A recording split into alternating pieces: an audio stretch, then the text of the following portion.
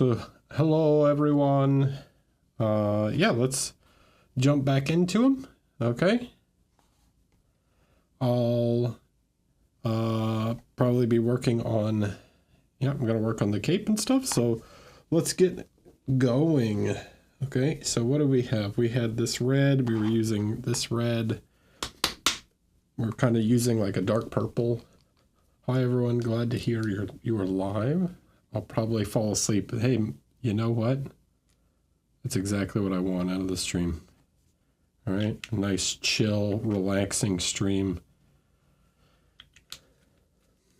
that you can take a nap too.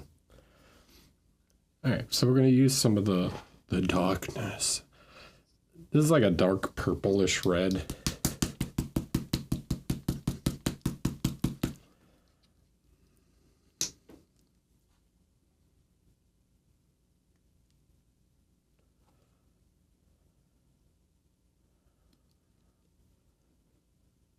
And we need something lighter. We were using kind of blue. We can mix some of the icy blue in with the red to kind of lighten that up some. We don't want to use too much. Okay, so let's get cracking.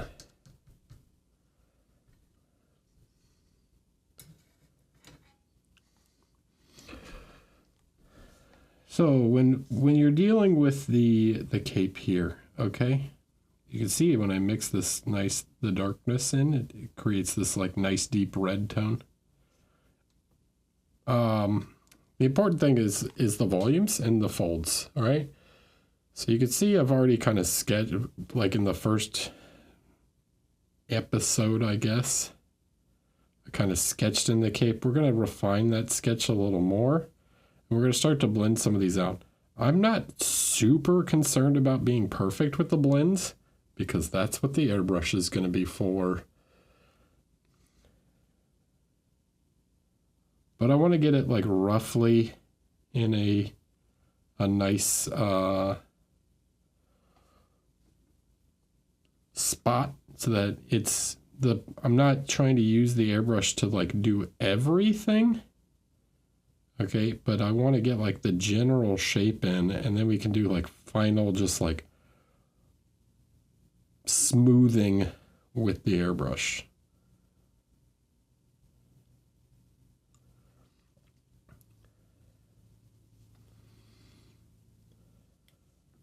We're just gonna smooth it out a little bit.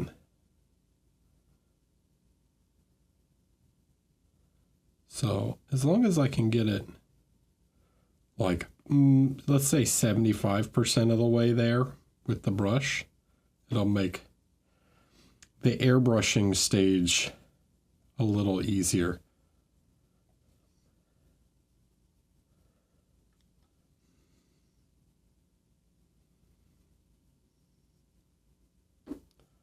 So I'm just thinking about the folds and kind of the direction, how the fabric lays.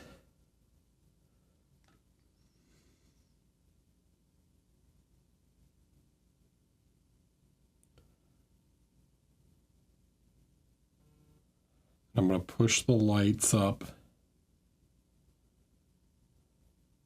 until I eventually get to a point where it's like mostly smooth. I'm not worried too much about the brush strokes and stuff. The airbrush will do a lot to clean that up.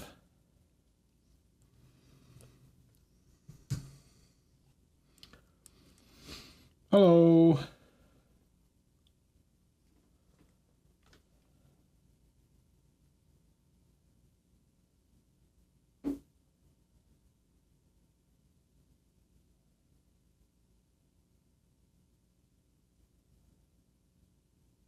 So I've talked about this quite a lot before, but when you're doing this sort of work, right, when we're thinking about volumetrics of fabric, it's important that we don't just like place all of the highlights like on the raised surfaces. That's not really how volumes work. We want to think about like what can we see from above, okay? this is the direction the lighting is coming from. Even here, you can like see down into some of this recess. So there would be some light that gets in there. We're thinking more about like, how does the light hit the surface, and then from below should be nice and dark, right?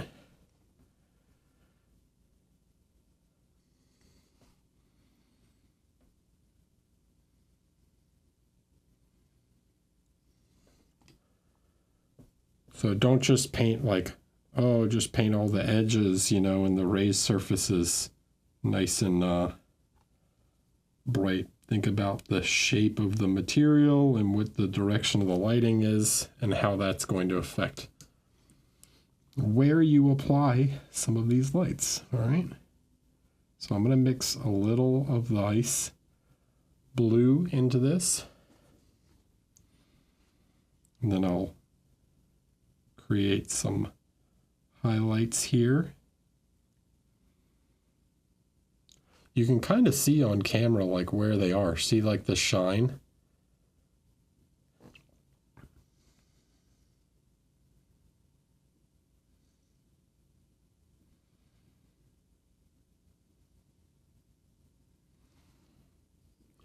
So we're going to follow that shine a little bit.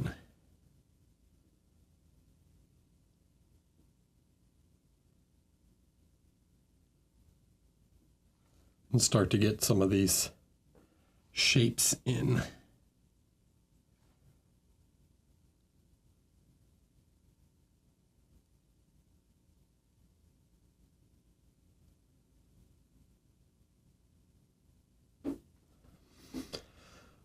Hi, Dim.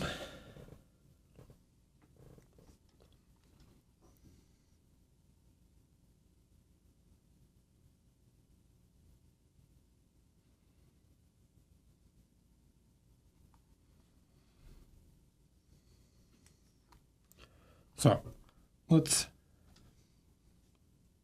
like here, right? You have kind of three things happening. You have this fold, and then you have this little interior fold, and that little interior fold's probably going to get some light also.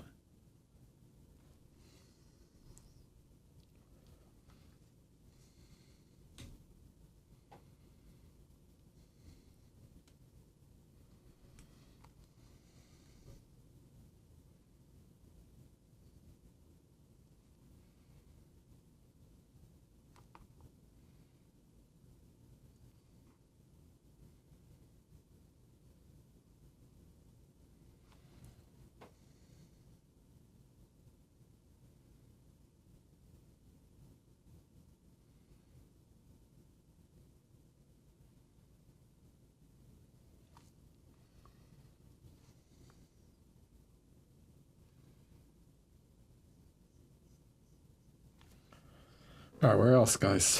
Where else? Right? So like, let's look at it. Where would we see more light? Probably get some like here. Who's that? Grimdark Barbie, hello, welcome. Thanks for following.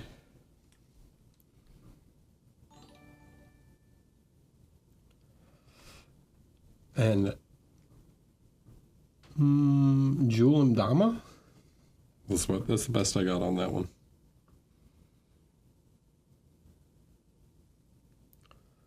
All right, so we're just working our way across the surface, thinking, all right, where are these highlights gonna fall?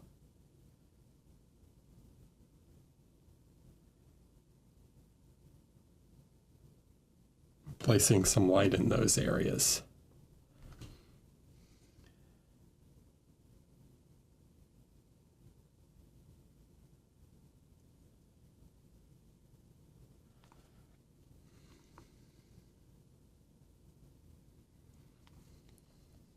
You get a much more natural look overall. Dude, oh yeah. They weren't actually that bad. It's just a lot of little dots. I did that on the last stream hour. It's like, yeah, basically just painting dots. I didn't try and like edge highlight every scale or anything. Just making it look good from like the general shape, and then, yeah.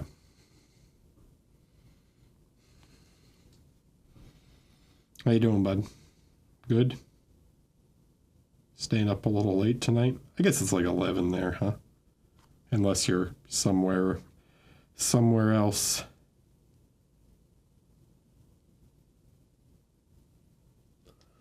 All right, so I'm going to overdo this highlight a little bit. This is probably more than I need.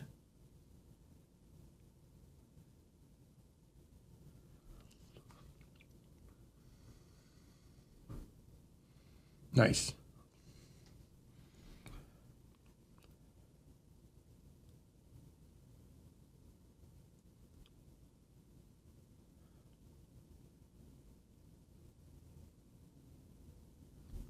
Like I said, we're gonna tone this back. I find often with like red, it's reds, oranges, yellows, things like that. It's easier to kind of overdo it and then tone it back afterwards than to like try and constantly just build up little by little.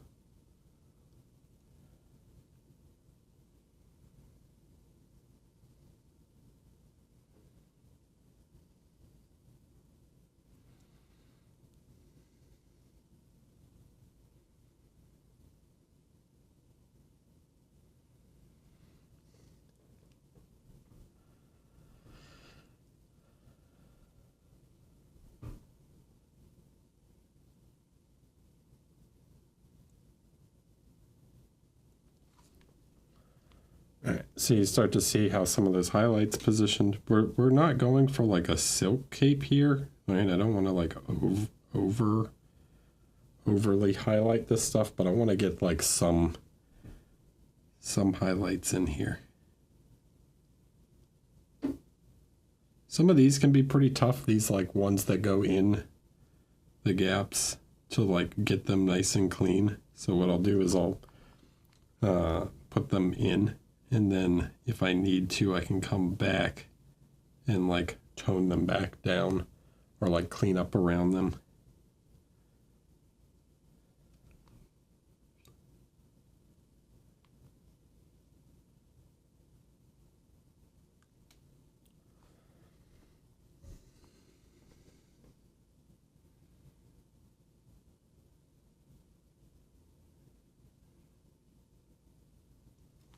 It's like those. So that one I just did, that's kind of what I mean with like, sometimes those highlights get into the recesses.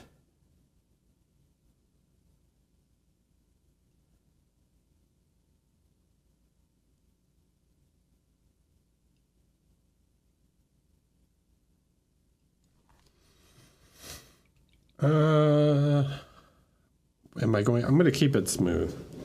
I might do some like weathering on the bottom, but right now I'm not trying to like sit here and stipple the cape all day. I'm not doing all that.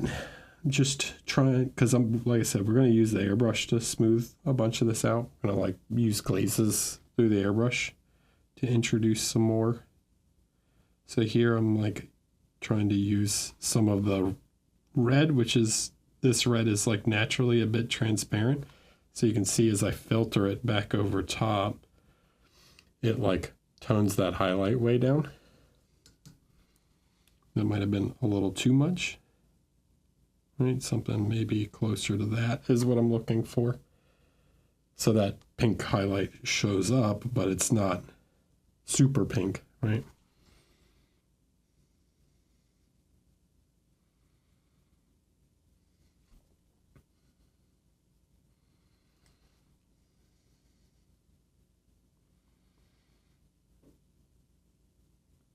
Now some reds cover better, but this one is a bit transparent.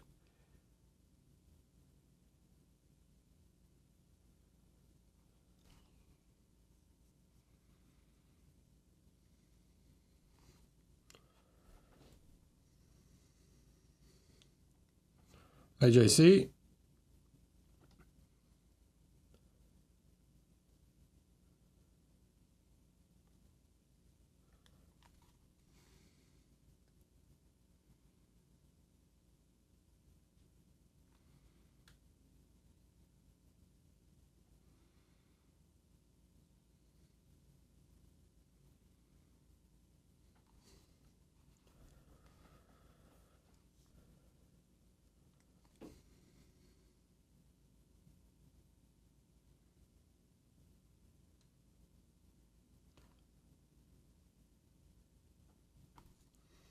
Okay, can you see the difference? One looks quite a bit more natural.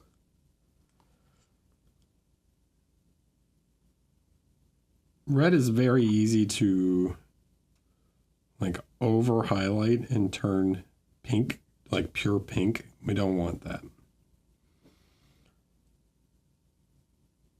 We want a kind of cool wine red sort of feeling to the cape, but not pinkish.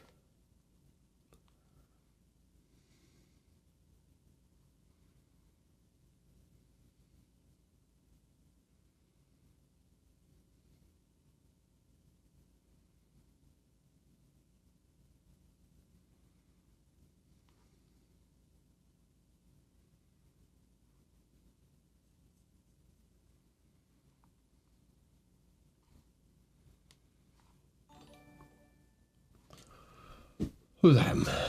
Doc Namis. Hello, welcome. All right, so here we've got a little bit more. Smooth this out just a little more.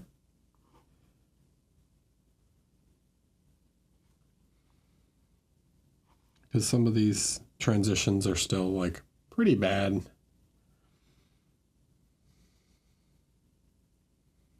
But we're not going to spend all day on it. Okay, like I said, this is not, I'm not trying to make perfect blends with the brush here. I'm just trying to get the rough, kind of rough shape in, and then I'll finish with the airbrush.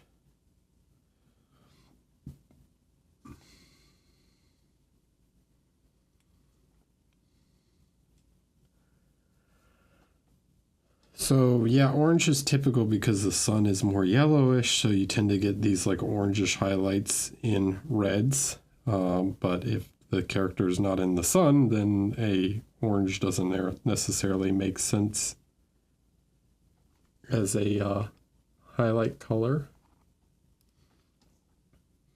All right, last little thing, we're going to come back to the bluish in a bit of a glaze. You can see how pale that is, and I'm just gonna push towards the highlight. So coming in from like the side, I'm gonna push like this.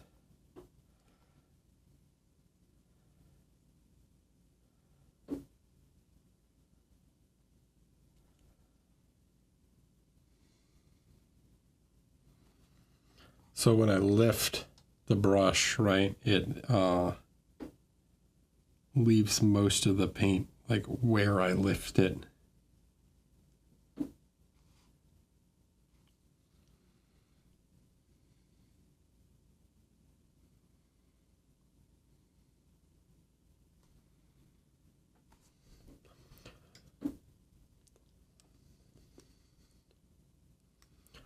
Yeah, I do it a lot more layering, a lot more subtle. Like, it'd be a lot more subtle and more careful with all this layering. But because this is a gaming figure, right? And I don't need it to be absolutely perfect. I'm okay utilizing the airbrush to solve some of these, some of the blending, right? I just want them to look good on the table, you know?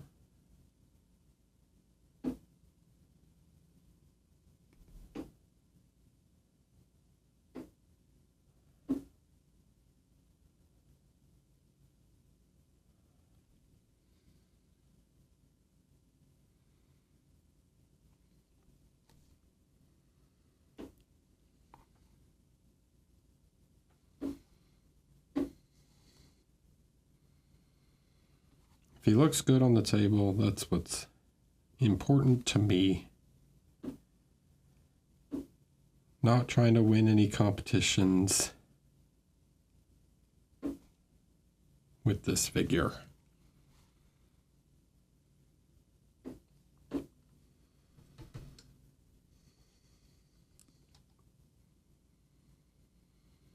About how long have we been working on it? 20 minutes? Pfft.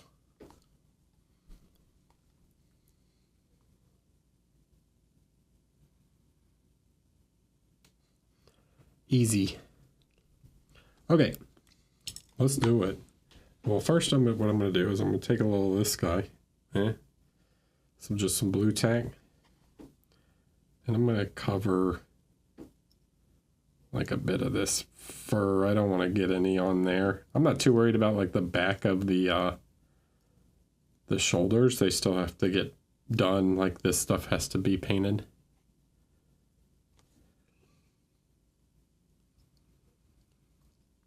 But just cover up that fur that we already did. Wait, what? Hey Eric, I caught your feedback stream. It was awesome, cool, very cool to watch. I liked the feedback you gave on the Marvel tabletop minis. How often do you do those? I have a plan. I have a tabletop mini. I think it's painted better than most, but I need help and had a mini pop out of the tabletop. The plan is not every Friday. It's probably every other Friday.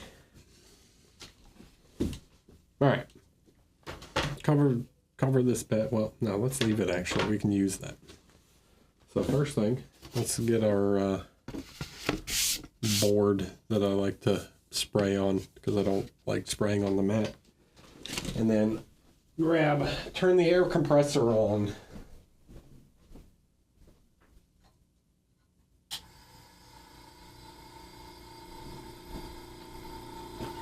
How's that sound? Is that really loud?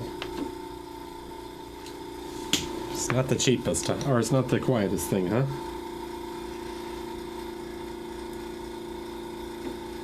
So,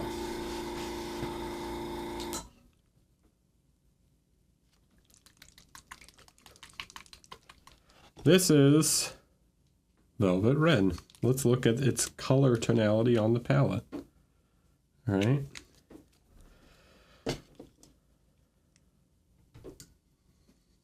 Let's see how it looks.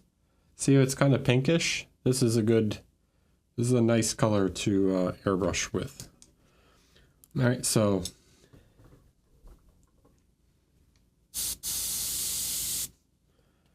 I'm going to get a couple drops of water.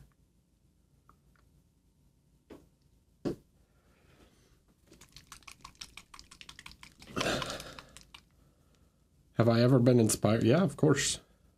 I mean, so Roberto Ferri's not exactly a Renaissance, but he is fine art. I did a Roberto Ferri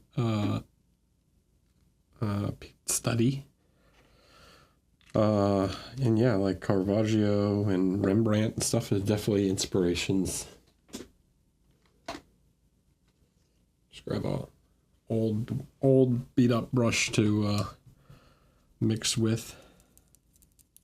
We don't need a lot here.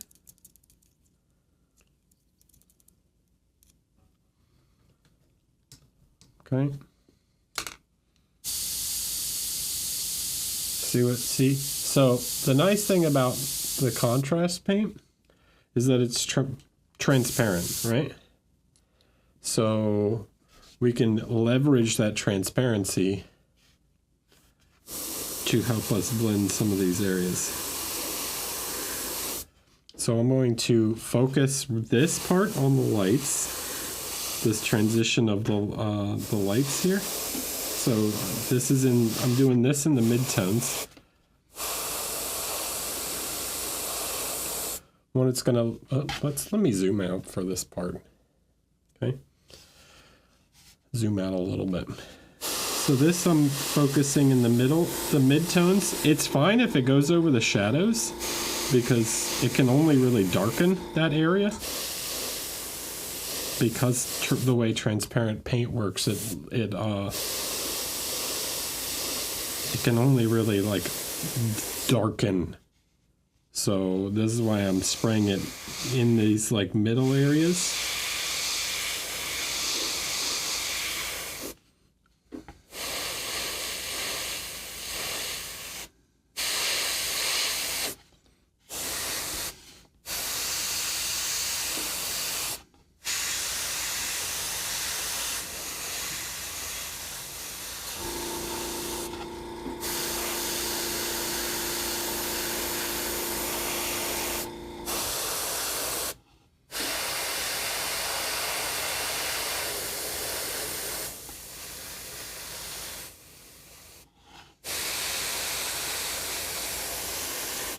It's fine if we get some on the white. We still have to redo the white part of the cape. That was just a sketch also.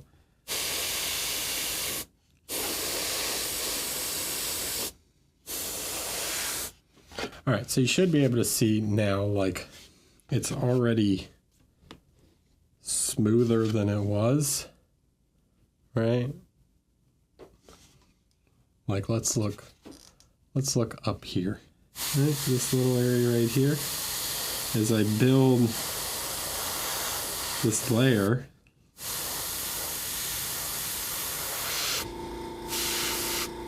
it's going to make some of these transitions like disappear.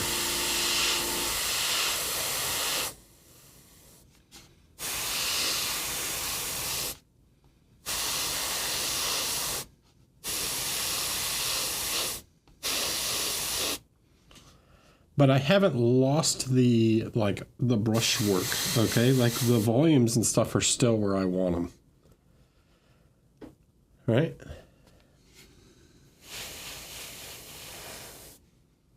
Just saving me time of having to like sit here and hand blend all this stuff out. But I haven't lost the the feeling. Typhon SC, hello, welcome. Okay, now what we're going to do, well, we still have some red in there. All right, I'm going to take a little bit of the red and take a little of the blue. Okay, now the blue has a lot of white in it, so this is going to give it opacity, right? So this will cause it to have coverage.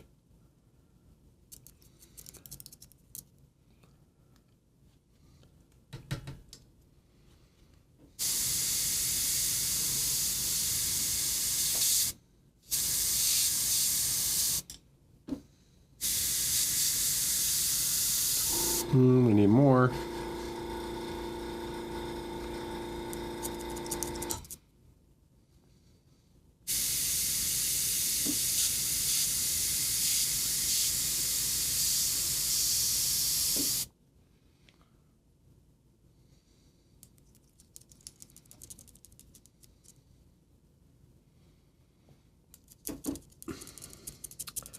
When you highlight, you mix the red with an ice blue, not regular white. I understood that's to make desaturated, but why desaturated?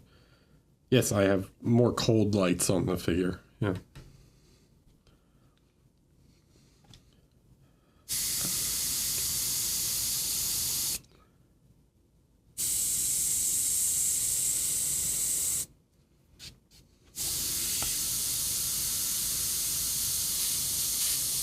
Okay, now I need just a little more water because it's a little thick at the moment. Right, I want to make sure that I'm getting like a nice spray here that's not too, I rather do more layers than like try and get like one super solid layer. Okay.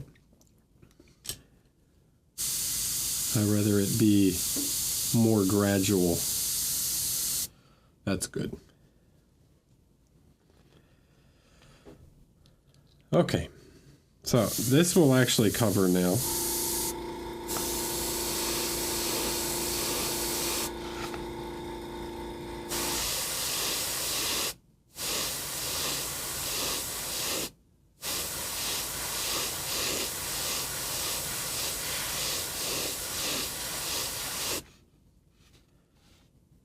Can you see that? So it's like starting to, it's still where I wanted it, right? But it's just slowly blending these together.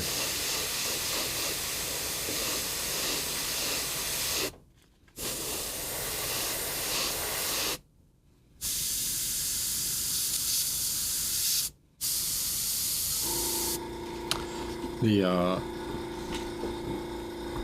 air pressure is a little high also. You don't want these, like, this is called spider webbing. You don't want that.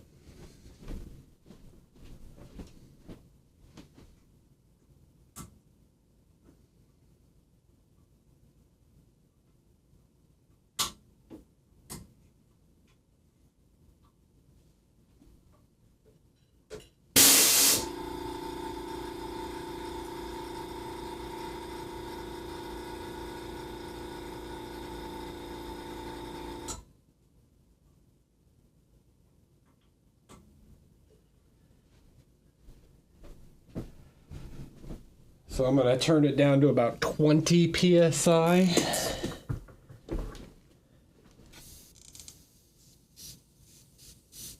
Which is apparently way too low. Sorry, my my compressor is like on the other side of the room.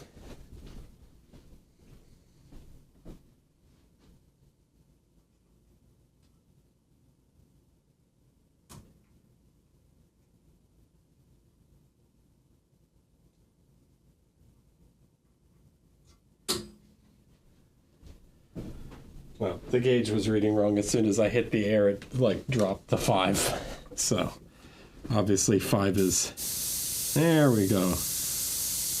That's 20. This is more what I'm looking for. Okay.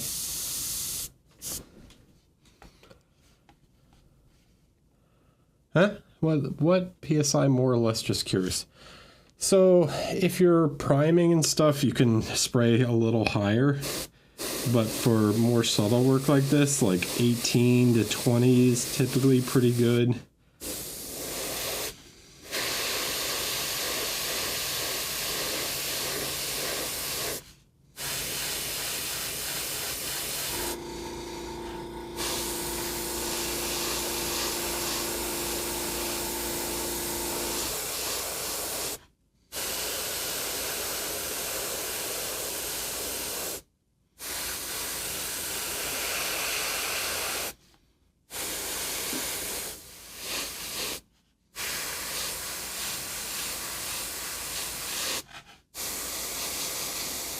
So I'm trying to do this in very like subtle. I'm looking for it to be wet and then I dry it, right? So I wet the surface with a layer and then I spray just air. I'm not constantly like spraying. I'm going back and forth between like spraying and just spraying air.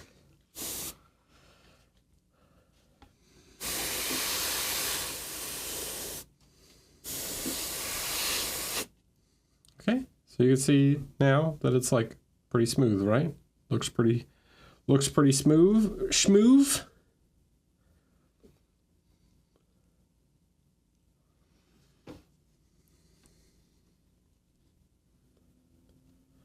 Do you use a high pressure at all? 30? Yeah, sometimes around 30 while priming, but typically no, I don't tend to spray that high. All right, so a little bit of water.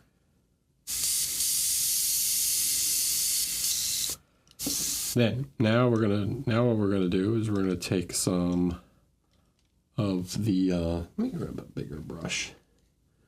A bigger old one. So we're going to take some of this the pure darkness. Yeah. We're going to put that bad boy in there.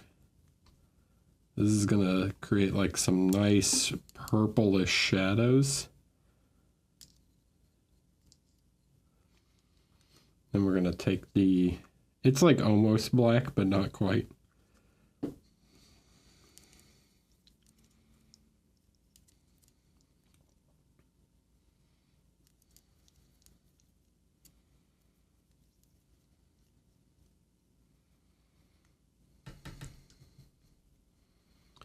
Okay.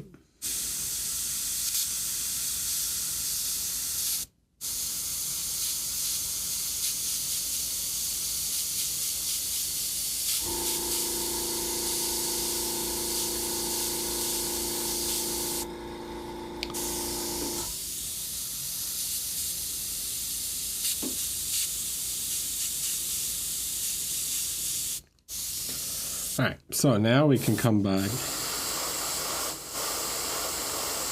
with this guy and really like darken in some of the more extreme shadow areas and blend these together. The difference is going to look pretty subtle, but that's sort of the idea, right?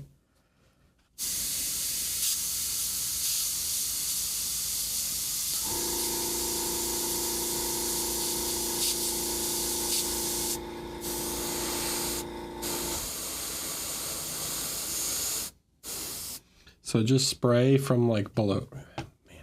Man, sorry, this is what I'm really not used to, is like airbrushing on camera.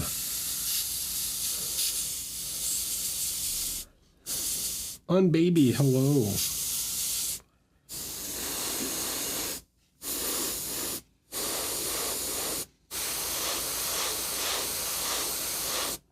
So just get the surface wet, right, then dry it.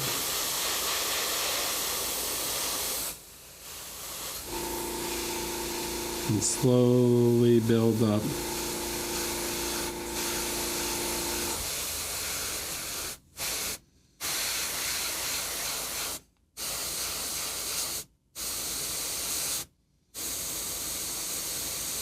The layering here.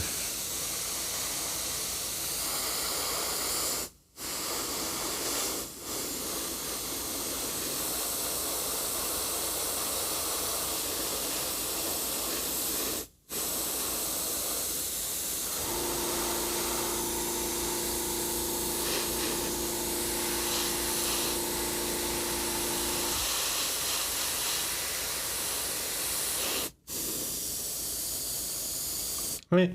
Now it might look a little pinkish because it's like very matte at the moment. But you can see it's like really dark. So what we can do now, right?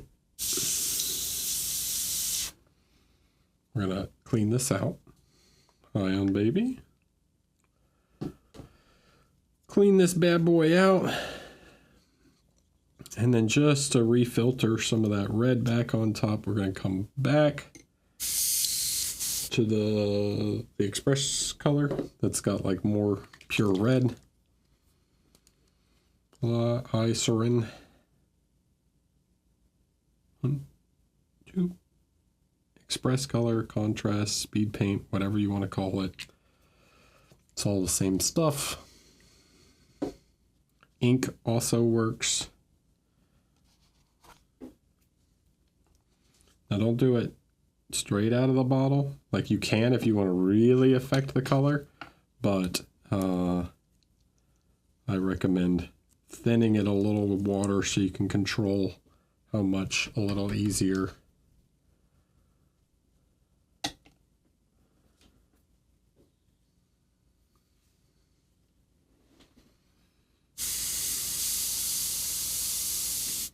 Okay.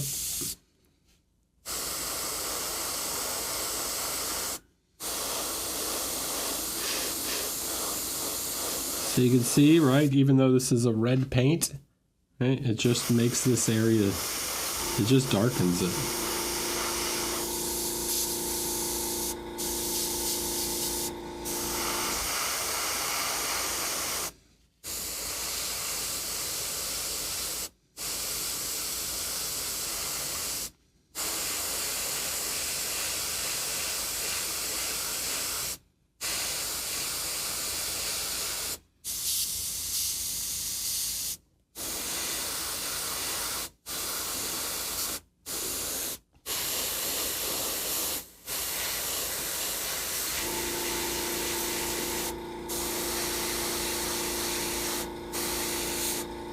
That was way too much. I told you guys, I'm not the biggest airbrush expert in the world, but I get by with one.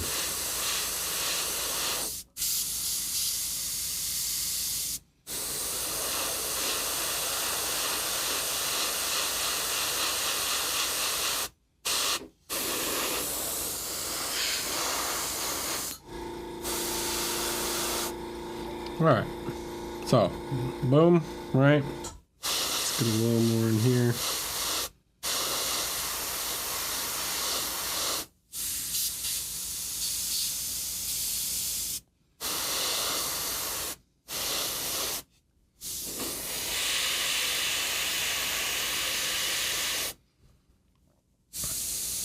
And then, ta-da, we've got a red cape. Thanks, Don. Get on it, dude. I'm glad to hear you're motivated.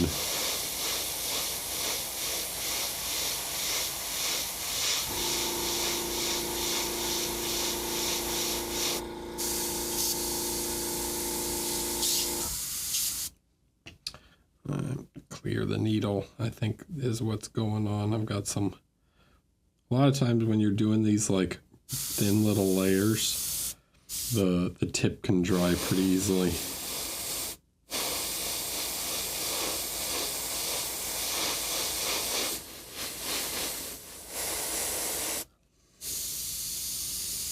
Hey, how's that look?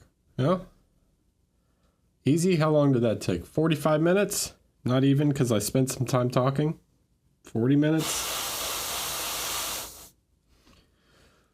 One cape.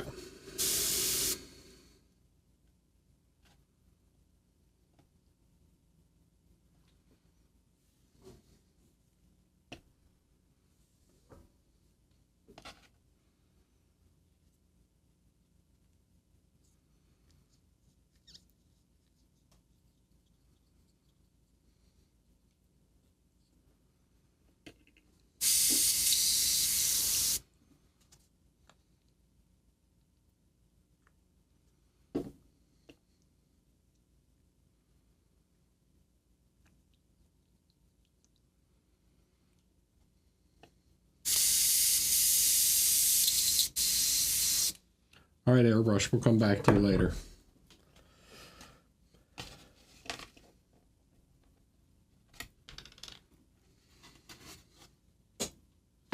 Yeah, so. Let's remove that guy. Yeah, we got a little red on the bottom, but you know what? It kind of doesn't bother me. We can always clean that up if we need to, but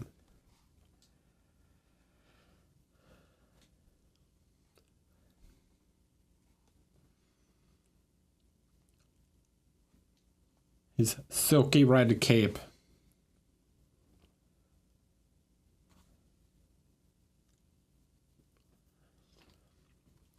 All right, so now we got to do the other side, huh? So now we can come back and kind of clean up the front side of the cape.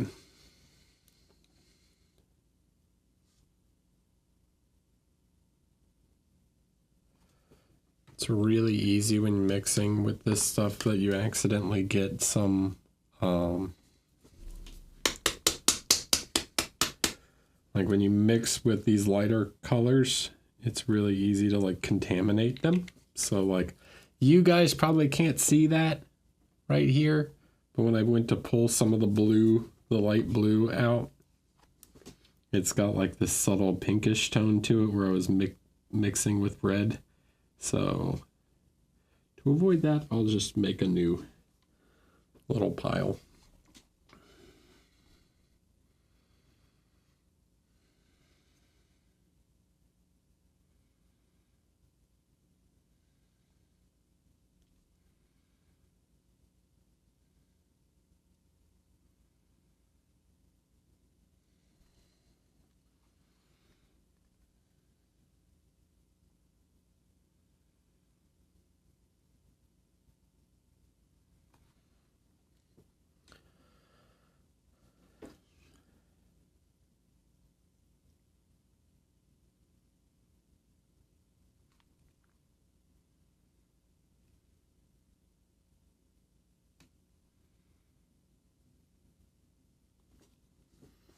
So we're going to do kind of the same thing here with the white part of the cape.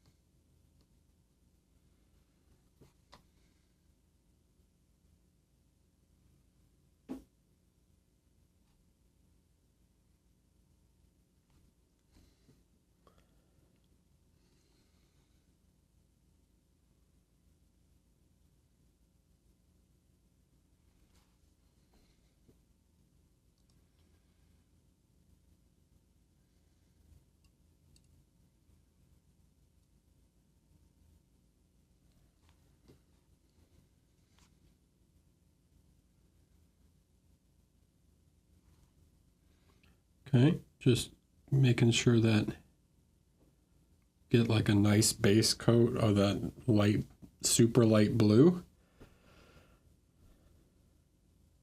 Try not using actually pure white so much.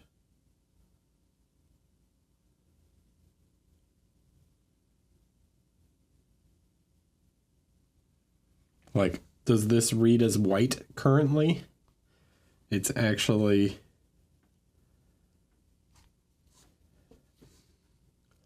glacier blue.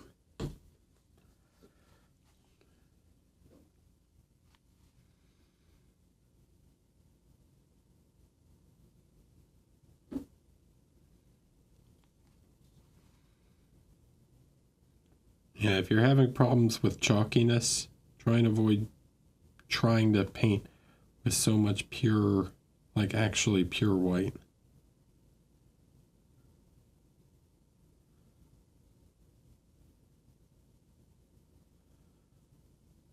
The reason is white pigment, like titanium white pigment, is the largest pigment. Okay? And when you layer it a bunch of times, it's like building up that large pigments. Yeah. And that's what's causing it to get like chalky looking.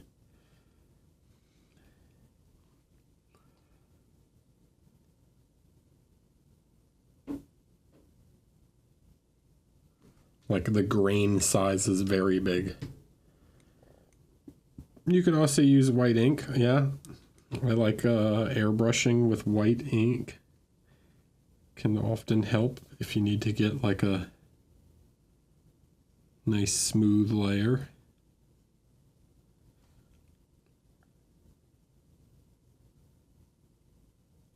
Also, like, you can see what I'm doing, right? I'm working on the whole cape. Like, I applied that layer. It's smooth right now. I'm going to let it dry, right? Like, this is not as bright blue as the other part. So, I'm going to apply a layer. And I'm going to let it dry.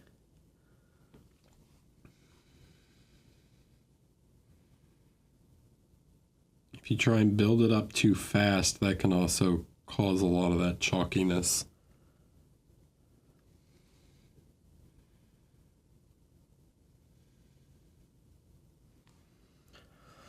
Okay, so what I'm going to do now is I'm going to come back to our kind of color we were using, this somber gray.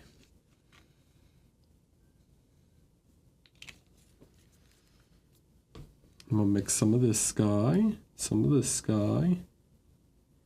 to get a middle, this like nice bluish gray.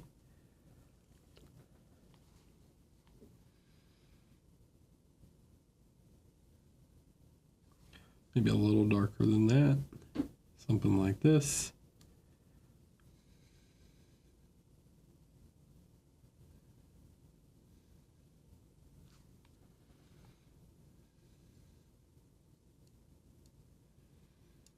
Okay, like I said, just like with the red part of the cape, I don't need this to be perfect. I just need to get rid of like some of the transitions, right? I'm not aiming for perfectly smooth at this stage. Just getting it like kind of smooth, you know?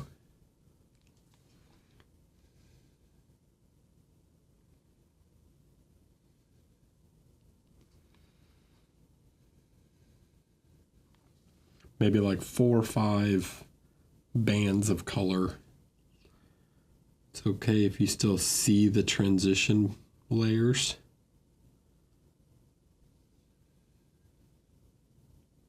Just get it close.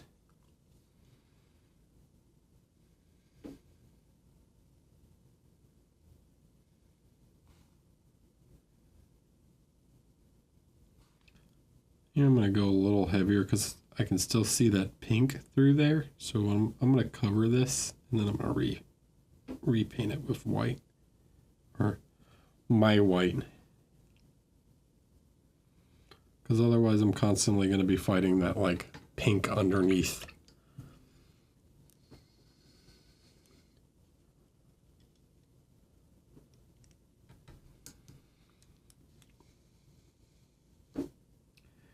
Yeah, I don't know if I'd call it wet blending or just pushing pigment around at that point.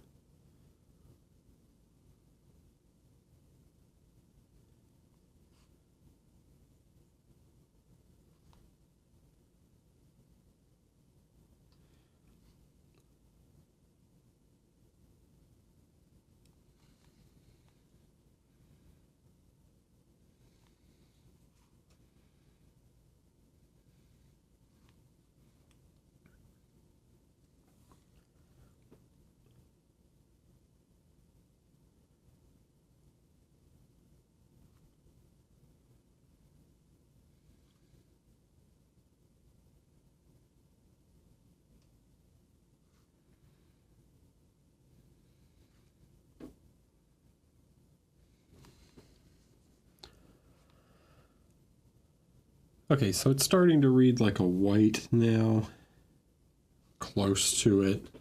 I think we can still do like one more layer level and also blend some of this stuff just slightly, right?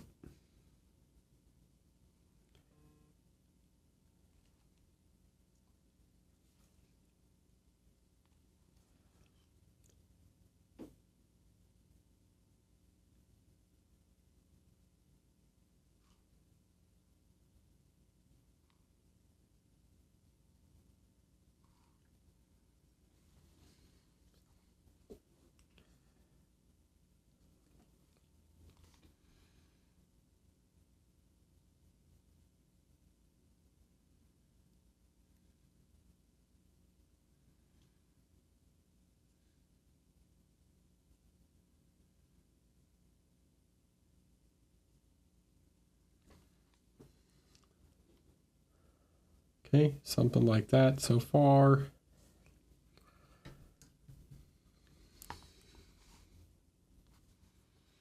Gonna do the same thing here I did, where I'd kind of take some of this slightly thinned. You don't need to thin this quite as much, and then, right, push towards the light.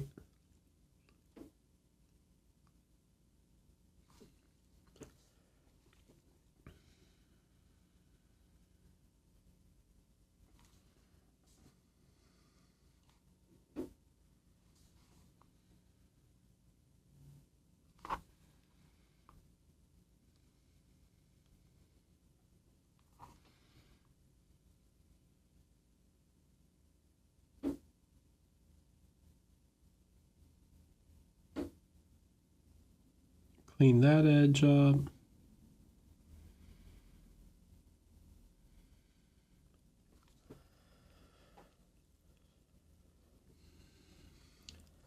Hello, hi Wendy.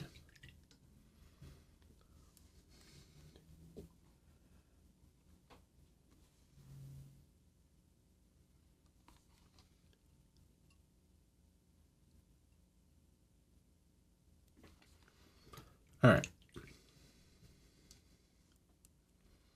I mostly use Kolinsky, yeah.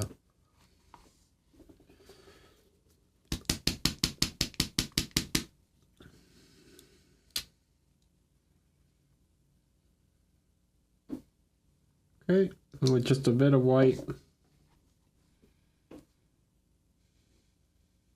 gonna mix the two, make a even lighter blue-white, all right?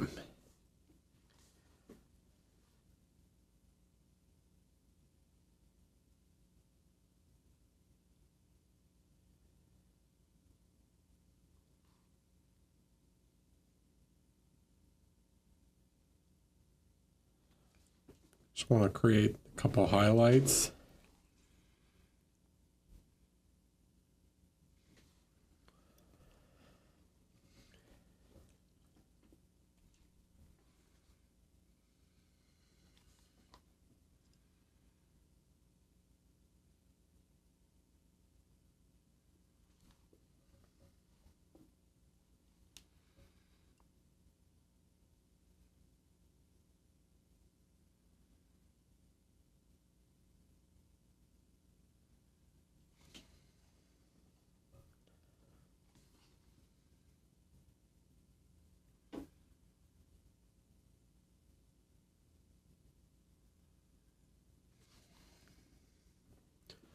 Okay, see, something like that, right?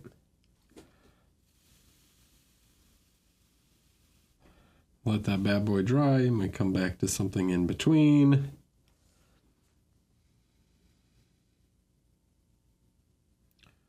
We'll just paint a line in between to soften these out slightly.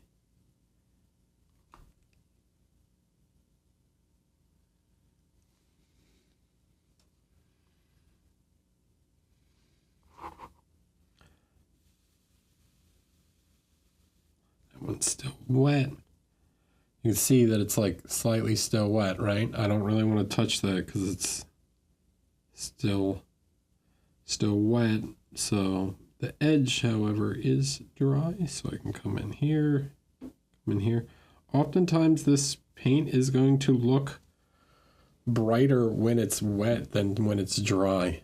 So you can see over here now that, like, right, this color I'm using is not as white anymore as when I painted it and it was wet. Odette. Hi, first time visitor. I'm in awe. Love watching creators who are passionate about their art. Thank you. Welcome in. Okay. Here we need a bit of white highlight on this part.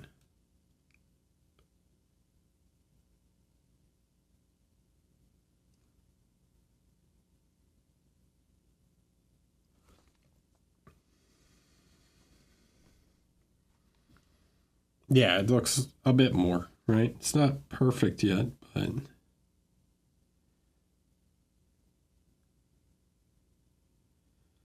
these bigger patches, they're the pain ones. Like, you could sit here and do this by hand, and it would take you a while.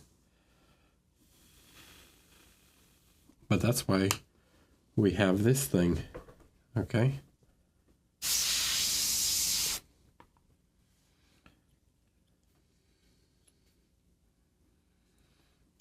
All right, so how do we do this guy? What are we going to use? Okay, one, we've got this. This is called Black Lotus. I want you to see what this looks like out of the bottle. All right, because it looks way different in the bottle than when you thin it out. Let's look what it does, right? So on the palette, it's very black. Okay, but look what happens when I than this guy. Yeah.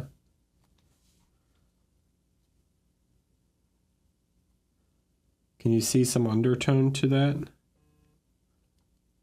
Or no? It's probably difficult to see on camera, but it has this like slightly turquoise bluish sort of undertone. Okay, so the first thing we're going to do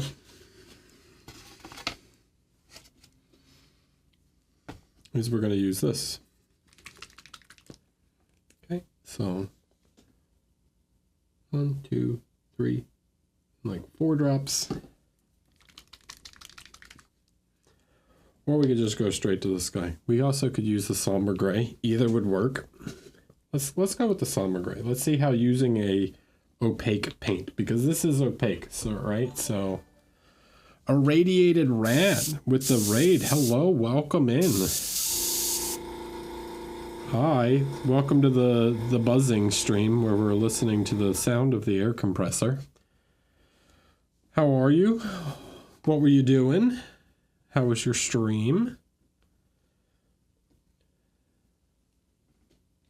We are painting a Kingdom Death figure. Right now it looks like we're just painting blood splatter, but we are painting a figure right now by Kingdom Death. We're getting ready to do some airbrushing. This is him. We just painted the back side of the cape just, I don't know, 20 minutes ago.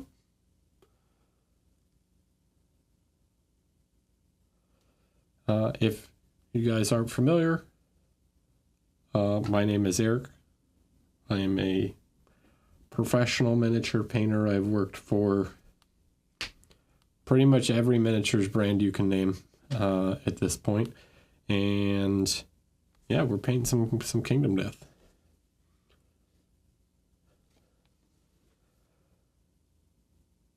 And this is the Black Knight.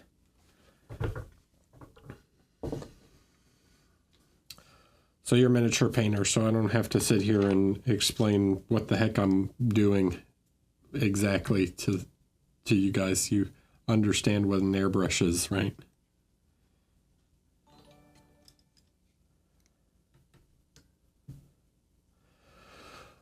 Treyart, thanks for following. Irradiated Rat, thanks for following. Welcome, welcome. All right, so you can clearly see that this paint is opaque, and how you can tell is when I painted over the red, right? It didn't darken the red. It actually like painted over it. Now it's shiny right now because it's wet, but if I turn it like that, you can see that it is opaque. It is not transparent. All right. So we have to be careful with this eye doctor painting because this will affect the color a lot, right? So it'll affect dark areas that I put it on too and painted areas, right? As opposed to just like darkening it. So what we're going to do is we're going to be a little more careful here. I'm going to try and focus this just in like the really dark shadow areas to start to blend this cape together. Luckily, I haven't really painted his feet and stuff, so it's fine.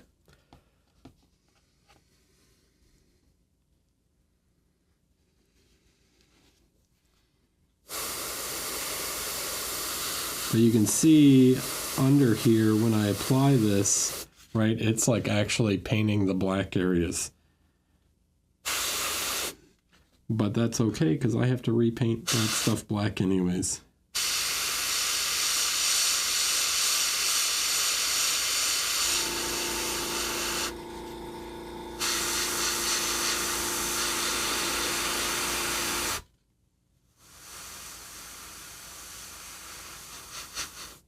Like I haven't really painted his gauntlets or anything, so. Okay, so just in a couple quick little, you know, we can start to blend some of this stuff together.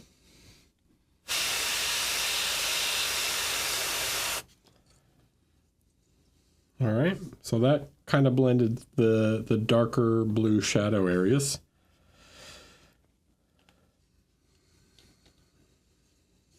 No.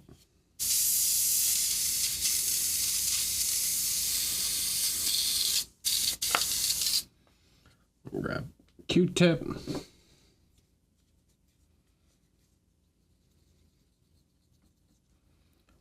What am I going to do next? All right. So the next thing I'm going to do, one, get the airbrush cleaned out because any residual paint that's in here will affect the color that I put on it next, or put in it next. Okay, so that is something I need to be careful about.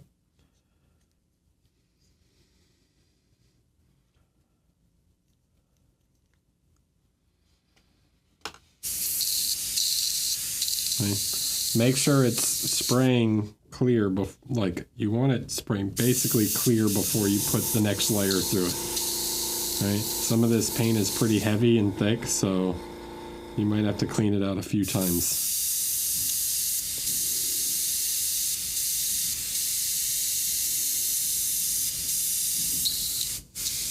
All right, so now it's basically clear.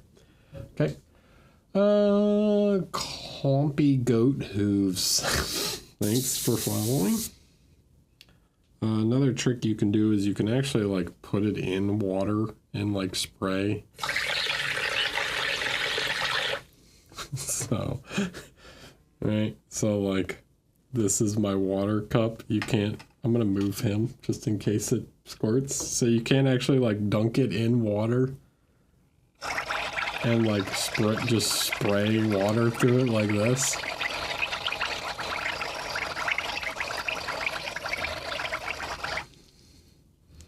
and that'll cycle a bunch of water through it really fast.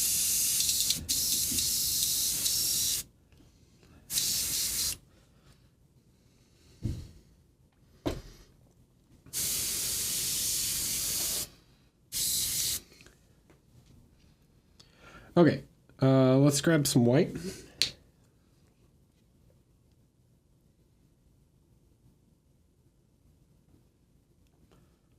Now this is another one I have to be careful with.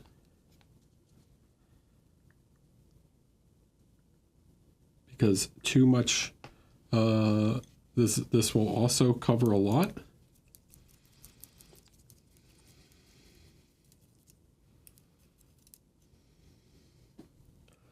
Right, so this will affect the color that I put it on quite a bit.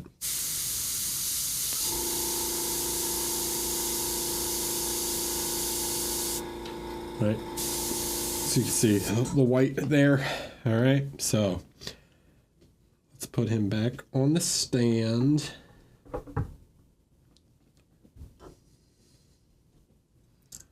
So I need to be careful with where I spray this, or else it could cause some of the areas I've already painted. So what I'm going to do, actually, we're going to grab this again, and we're just going to try and cover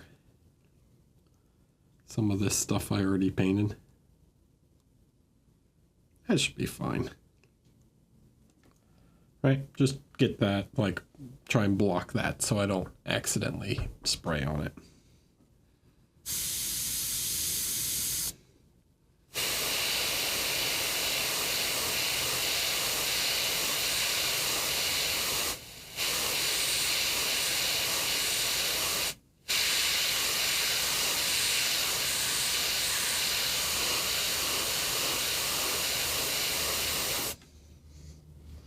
Yeah, you can see the brush strokes start to go away.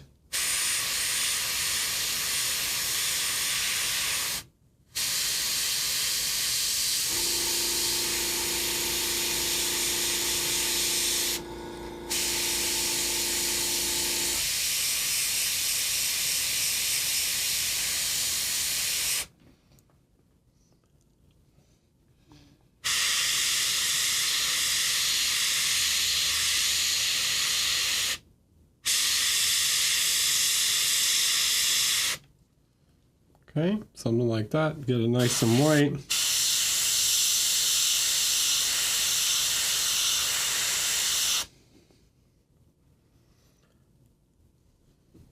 Okay, now over here, this part hasn't been painted, so I'm not too worried about it.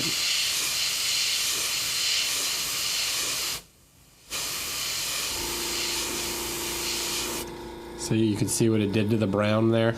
Right, but I still have to paint that part, so meh.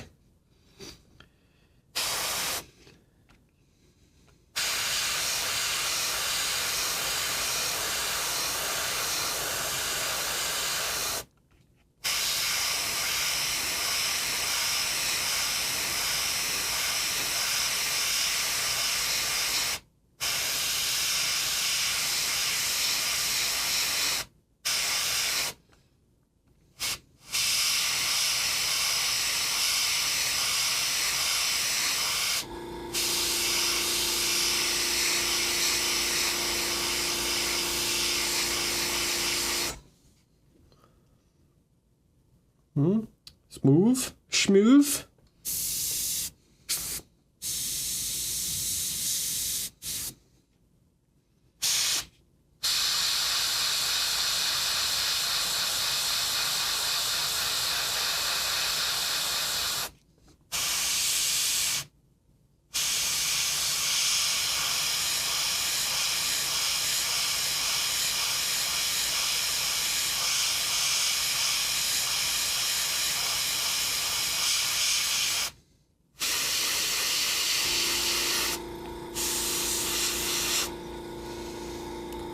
Yeah, how's that?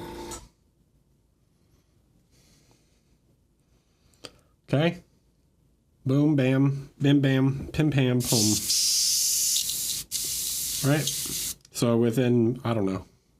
How long did that take? 30 minutes? Yeah. It's remove that guy. See, and then we protected our painted area. Okay, we didn't get any white on the red part of the cape, so we're good there, you know. Maybe we got a little right here, but that's okay. I can clean that up with the brush real quick. I just take some of the Express, just quickly apply a little like that.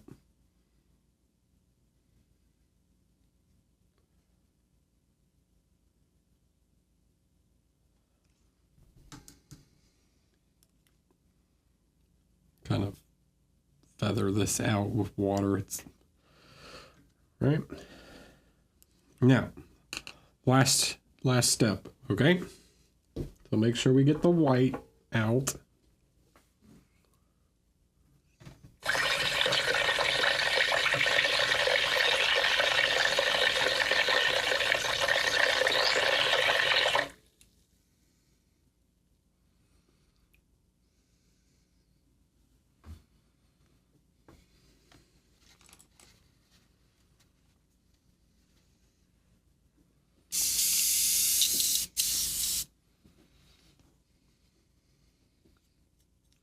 Is this interesting, guys, or makes sense? Chat's awfully quiet. Are you all just mesmerized by the airbrushing or what? This is cheating.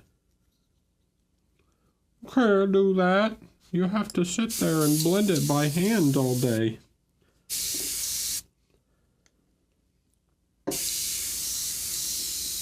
Oh, that's fair, you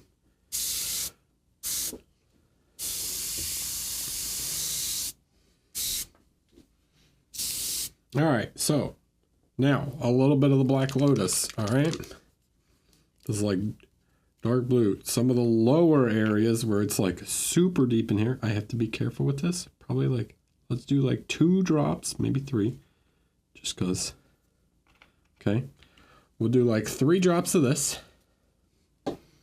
And we'll do like probably like 50-50 with water. Okay, 1, 2, 3. Let's go 4. You know what? Let's go 5. You kind of can't over thin this.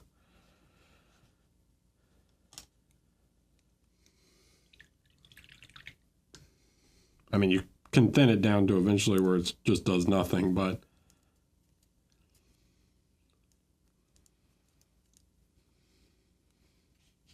right? See the color?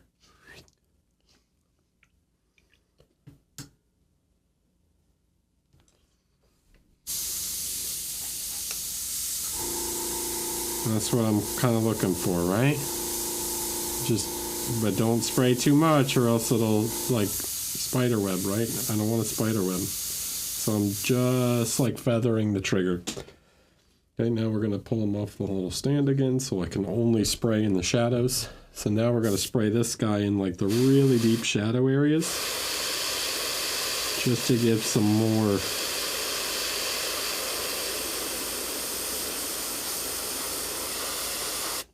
like way under here where it's like directly under his robe.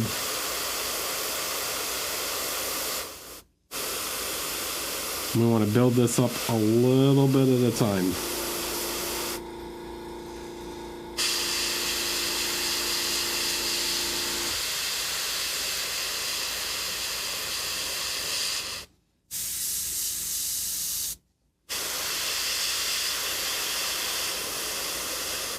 The difference is going to be quite subtle, but you'll see as it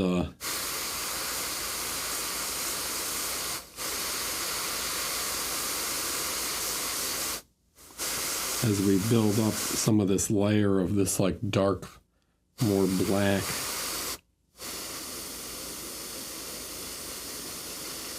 It'll add some extra depth to the shadows.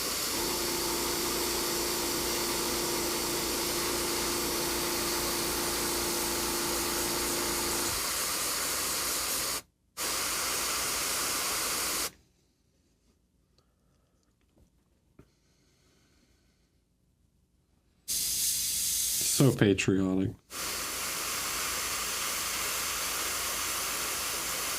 Maybe it's very French, you know? Maybe it's...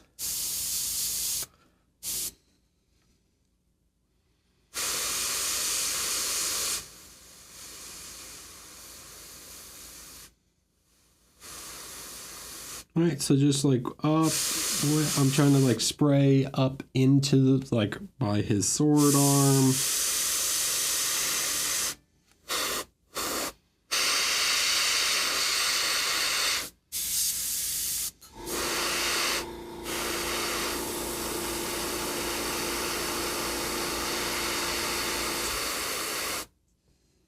You see the difference in there, like what that extra shadow does?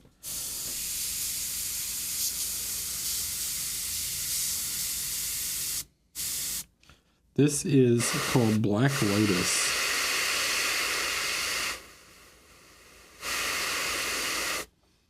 I can use it other places, you know, like maybe I want underneath his arm, like under his armpits to be a little darker.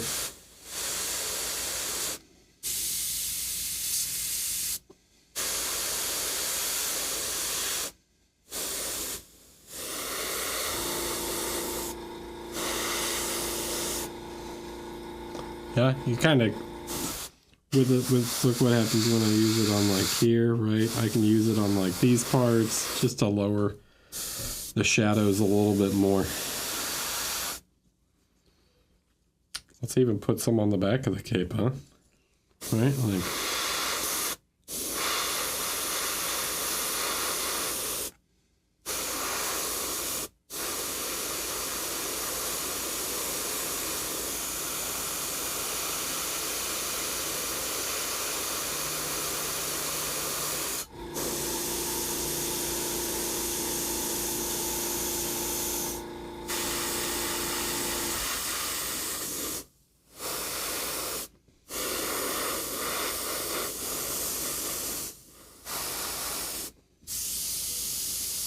Okay.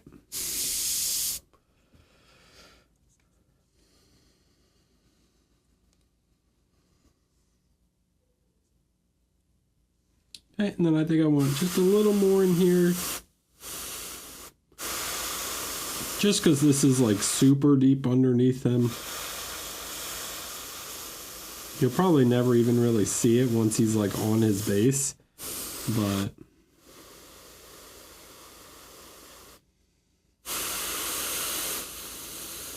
Can be nice to like darken it even just a little bit more, just to give a little extra shadow down there.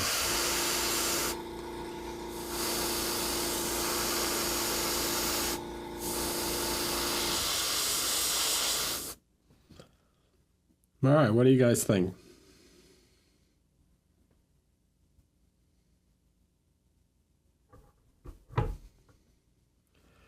G-O-J, hi, welcome. Thanks for following.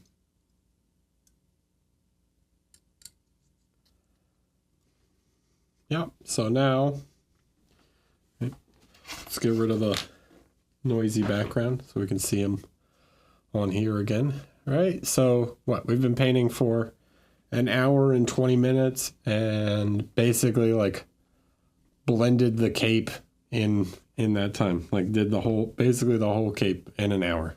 Yeah, because we just sketched it in with the brush first, and then with a few like transitional layers. There's some spots where I think I could clean up like even a little more, like right here is not perfect, you know, so maybe I come in and I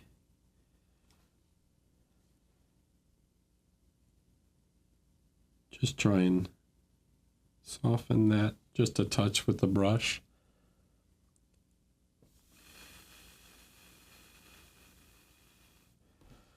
You can also do it like this, where we kind of stipple it a little bit, like a nice thin stippling. Can help eliminate some of that transition.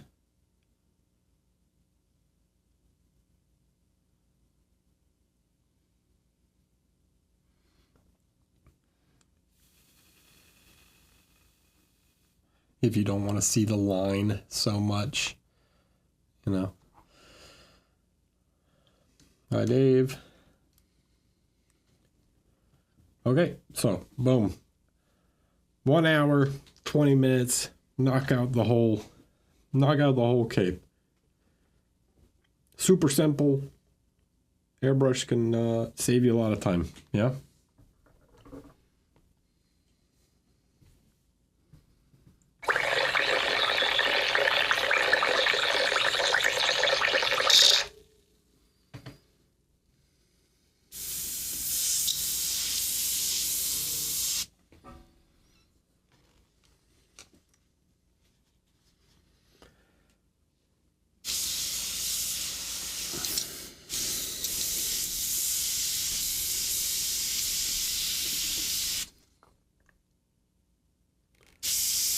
And then clean it out.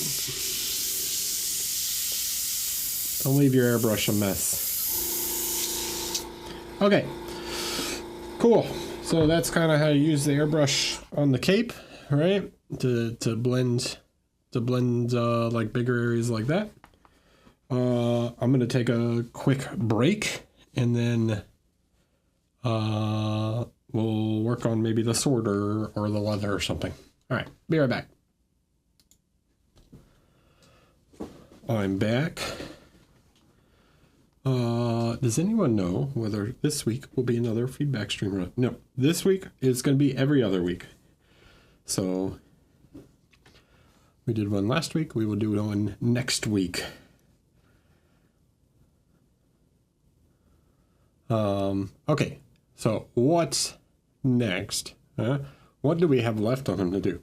Obviously, there's the sword, right? That's a pretty big part.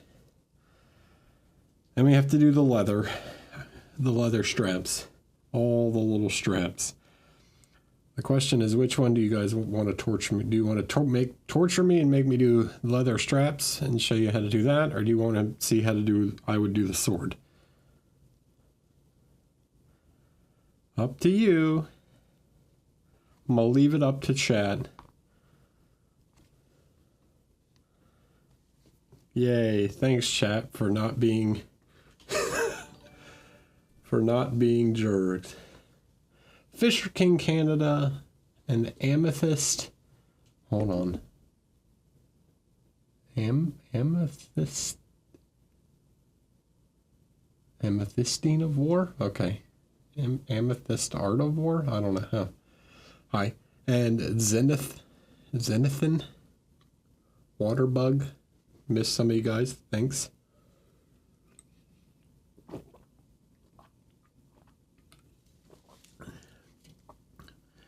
Yeah, but I don't have to do them on stream. You've seen me paint leather straps before. Okay. So we're going to ignore Dave, because apparently Dave wants to be a jerk and torture me. And we're going to do the sword.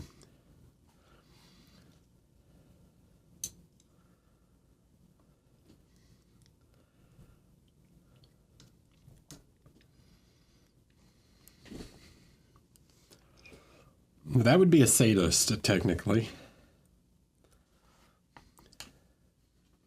Not a masochist.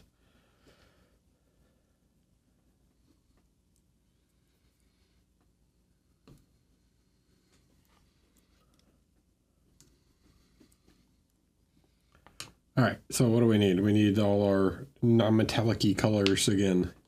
So black, we already got our dark blue. Need black. Honk man. You wish you could paint like that. All right, so all it takes is thousands of hours of practice.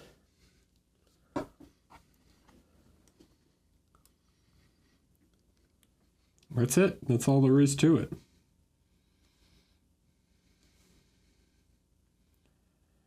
So we'll get our nice dark gray here.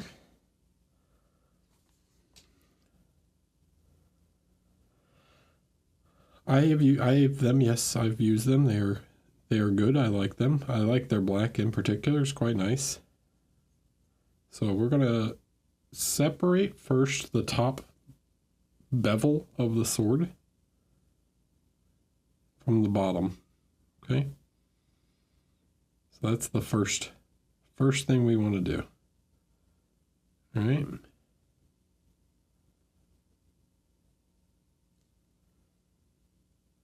I'm also just going to do the one side. I'll do the other side later.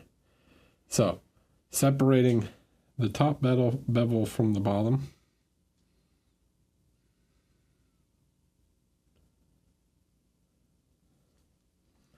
Right, something like that.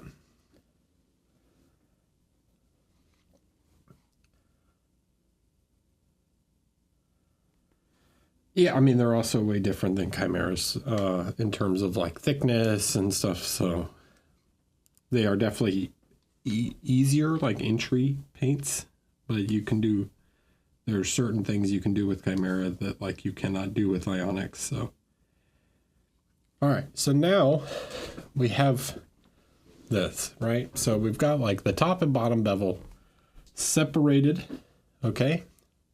Now we have to decide like where are we going to place the main reflection point, okay, to be interesting. And some of you have heard me talk about this before, but let's go over it again.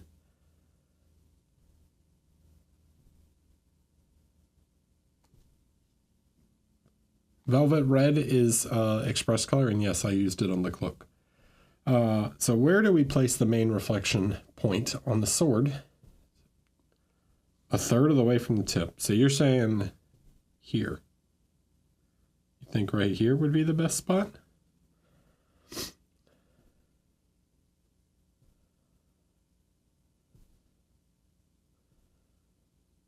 Right? If we did up here instead, okay, let's push the light up this way. What happens to the focus if we put the light closer to the body?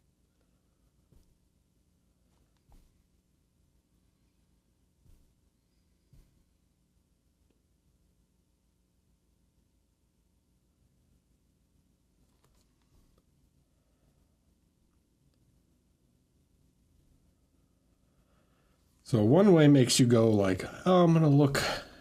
It goes like this, and it goes like, look this direction, look out away from the figure. But if I put the light more towards the figure, right?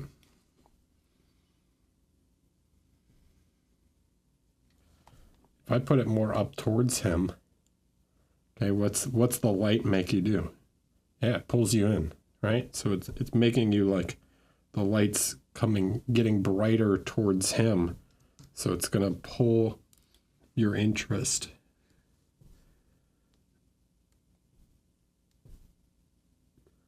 Okay, so let's push the light a little more.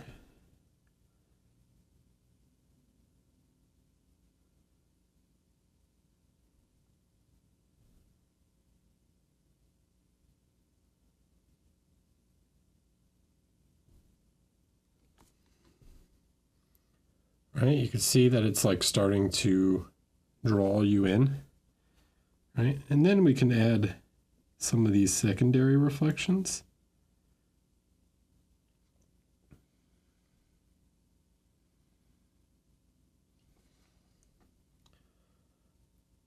All right, something like this. Notice I'm not painting them straight across. I'm creating this sort of curve to it. I've talked about this before, but swords are constructed in different ways. European swords have what is called a hollow grind, typically. This is because on a millstone, when they grind the bevel, they tend to, the curvature of the wheel creates a shape like this. This is exaggerated, but it creates this like diamond shape, okay, as opposed to a Japanese sword, which they use a file, and it creates this slightly outside curved shape, right?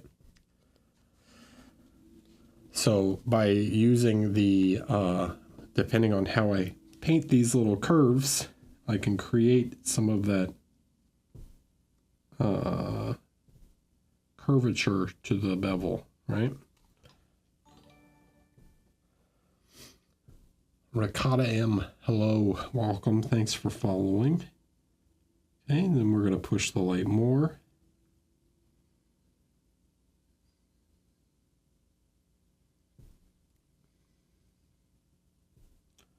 Now maybe I don't take that white light all the way to the edge. I still have room to go here.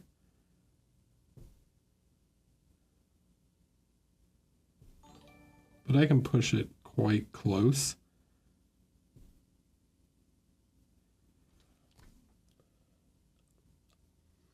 And now the end starts to look really dark, right?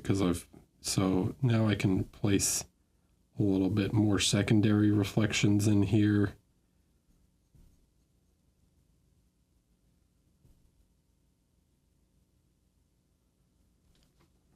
Yeah, something like that.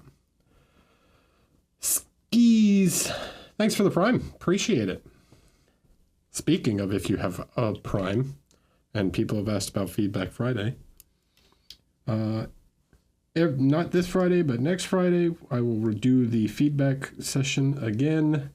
If you are a Twitch subscriber and you join the Discord, the link is in the About under below.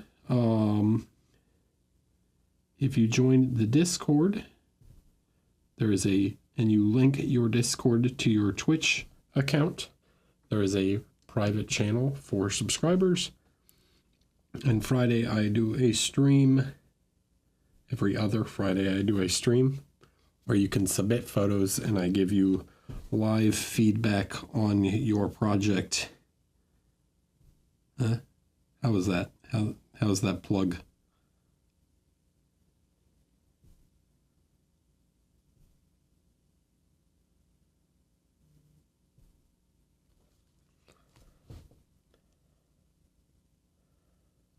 So you can see as I push the light, it starts to get brighter, right?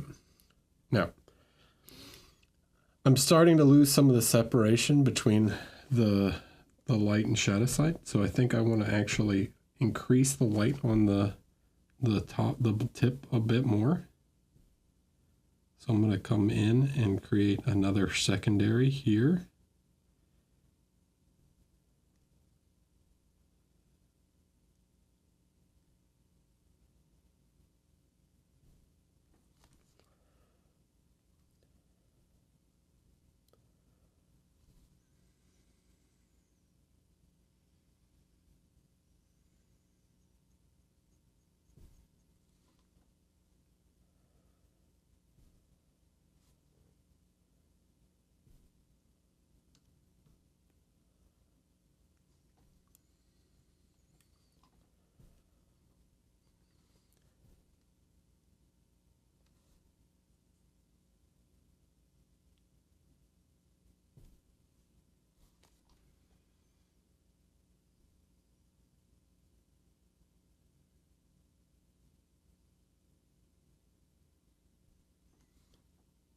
Right, and then I'm going to keep pushing the light, right?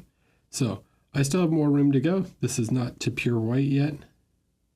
So here, maybe I want to make this secondary reflection a little brighter.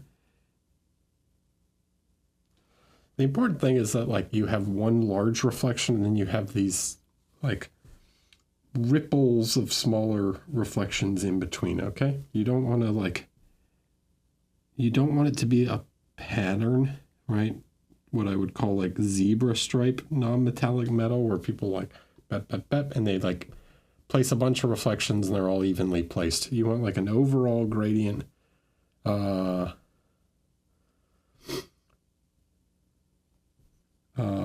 place an overall gradient to everything.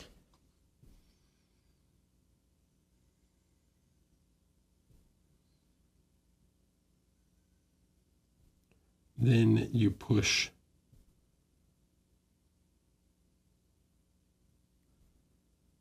right, something like that, right? So we're making like modulation in the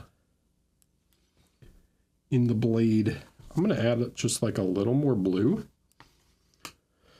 Something to, maybe not blue, maybe What do I want? What do I want? Something slightly, maybe slightly greenish.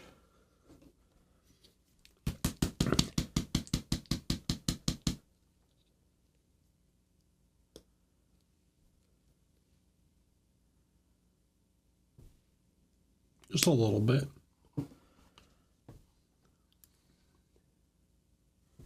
Okay, so we can like play around with some of the color here.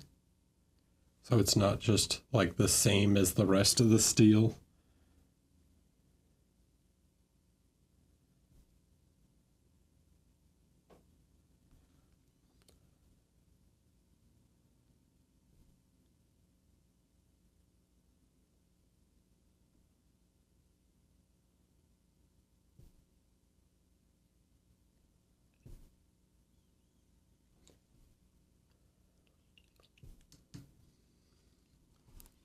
Right. So vary up the color just a touch in order to make it look like a slightly different version. Right. Something like so. And then we can really push the white.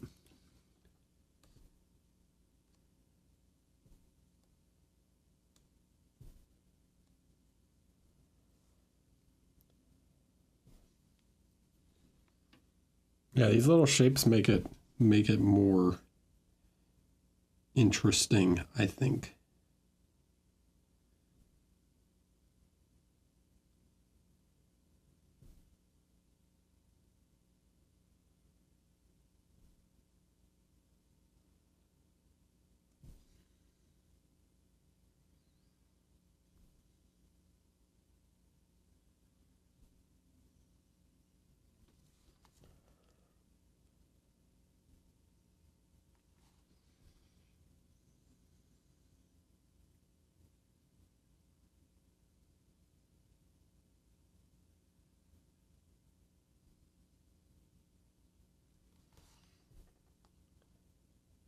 So we didn't use any black on the top edge of the blade, right? Like the top bevel. All the black is like kind of reserved for the bottom, right? But it's still like you have to think of the sword as a... the whole thing is a piece of metal, right? Like you need maximum contrast on metallic surfaces, but you don't have to... like overdo it, right? Because it's all about like the entirety of the surface and not like every individual surface.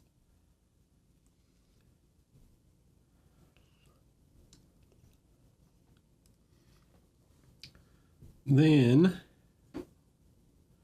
we come in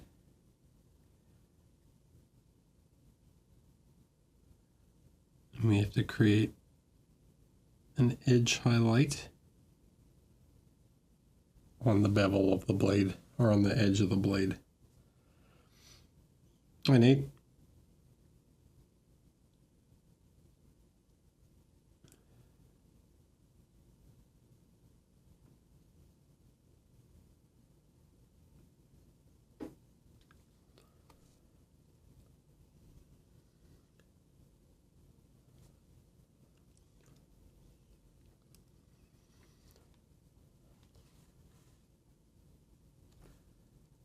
Now, the ionic white is a little lacking in coverage. It's really nice for blending with, but in terms of like really creating like a fine line or like a nice opaque line, it's a little on the weak side. So I'm going to use some ivory mixed with the glacier blue. Get something with a little bit stronger coverage for these final edges. And you can see that this is already brighter than the like white. It's not technically brighter, it's just more opaque, so it covers better and gets brighter.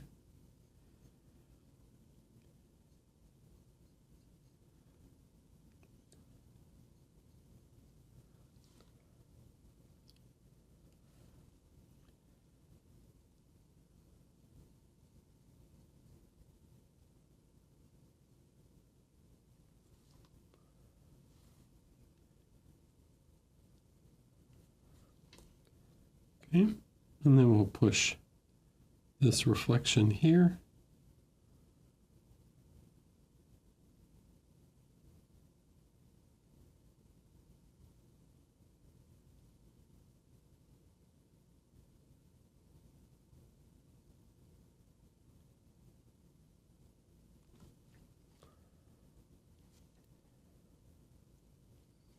All right, something like that, yeah. Now we can clean up, we can take some of the black. Hi, Roxana. Hello. We want to clean up that bevel.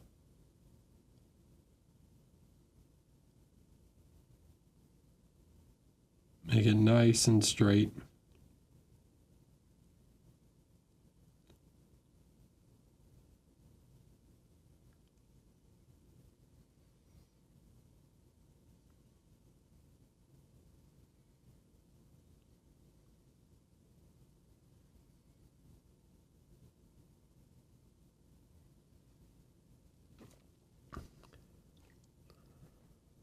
Like so.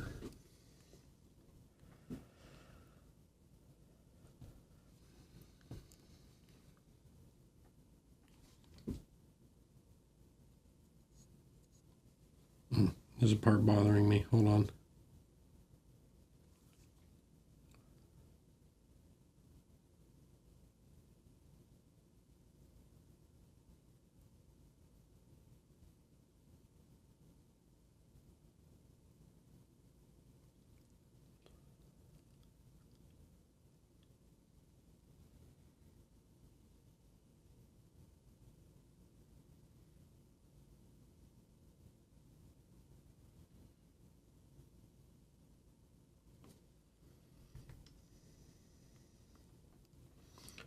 All right. So now what do we do with the bottom, right? Well, the bottom is going to depend on how we paint the base, right? So what do we got? We got flagstone. What color is the flagstone going to be? It's going to be like a more neutral gray, right? So for the bottom, we need to go with maybe like a slightly more brownish gray, or we can even grab like some of the darkness here, which is like a purplish red color. Right, and we can make like a slightly more warm gray.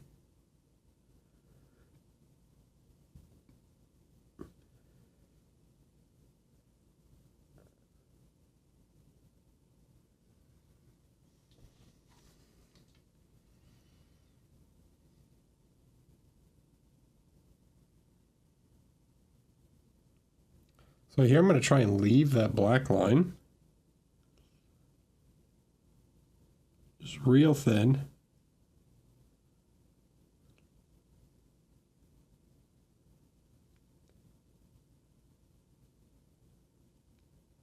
And I'm going to think about like, okay, now I need to create some contrast on the bottom.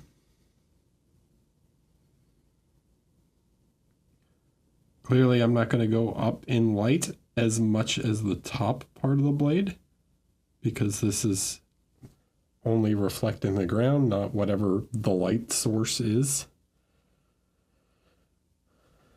Is it Valentine's Day? Oh, happy Valentine's Day to you.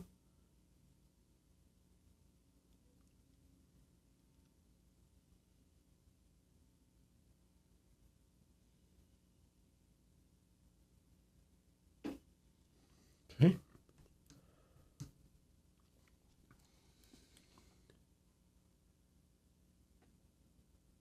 Okay.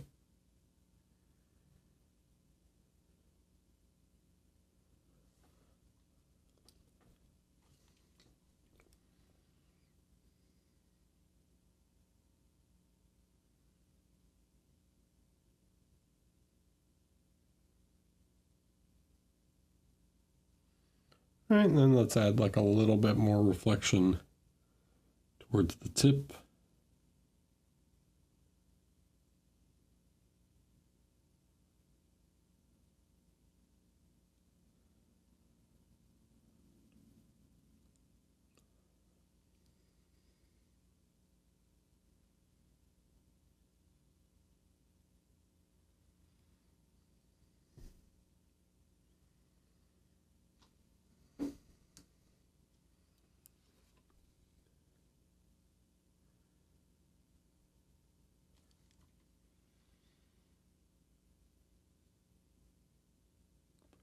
Then we'll smooth this out a little bit.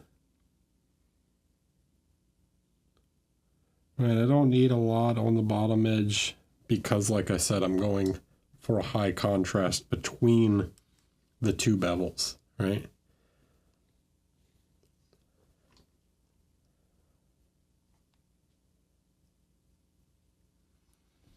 Now, if you want to get fancy, you can do this thing, ready?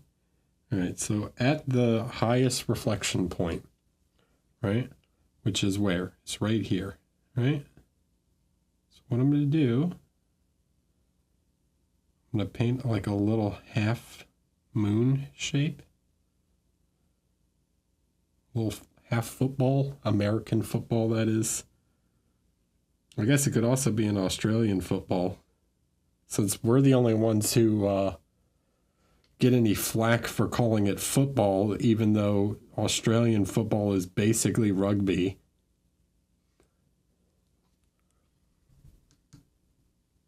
Don't know how you guys managed to dodge that one.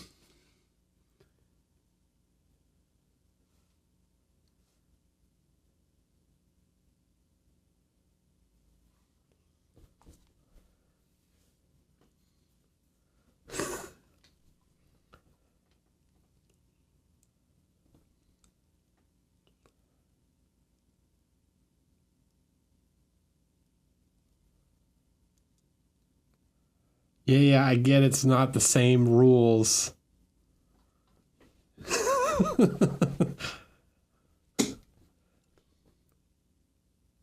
I'm saying it's not soccer. You guys, what you call football is not soccer, but we're the ones that get all the flack for calling a game that isn't soccer football, and you guys don't.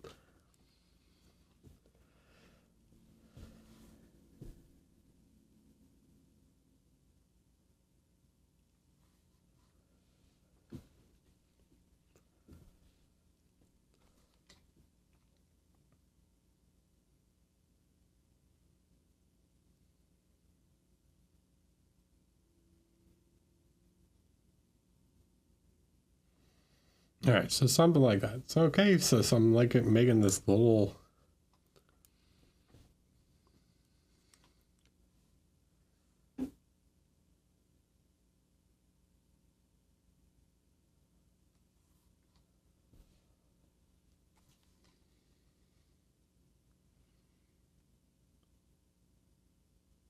American football shape.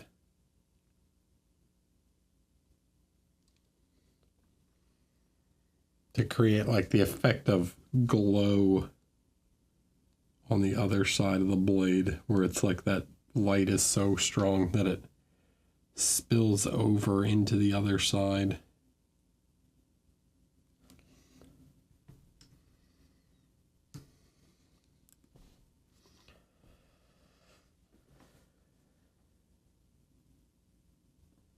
Get some.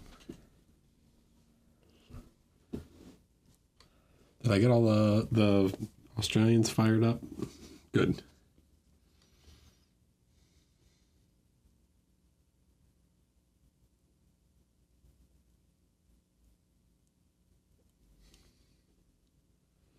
Am I happy with the Super Bowl results? Dude, I don't care.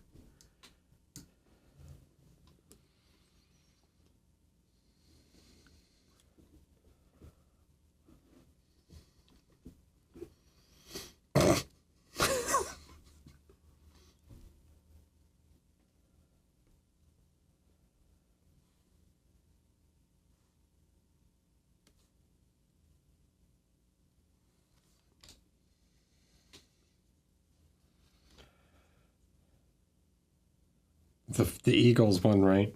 Yeah.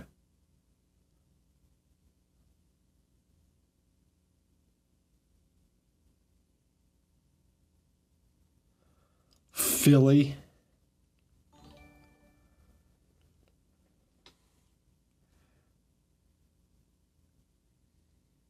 What's the saying? How do you know if Philly won the big game? Or how do you know if Philly lost the big game? The streets are on fire. How do you know if they won the big game? The streets are on fire. Something like that.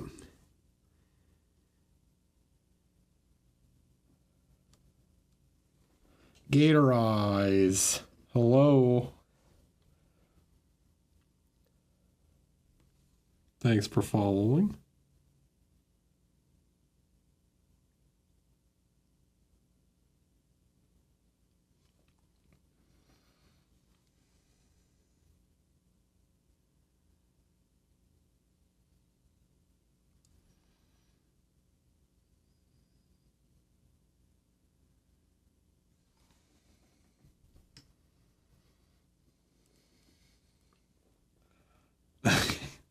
Yeah, you guys like messing with the lampposts, right?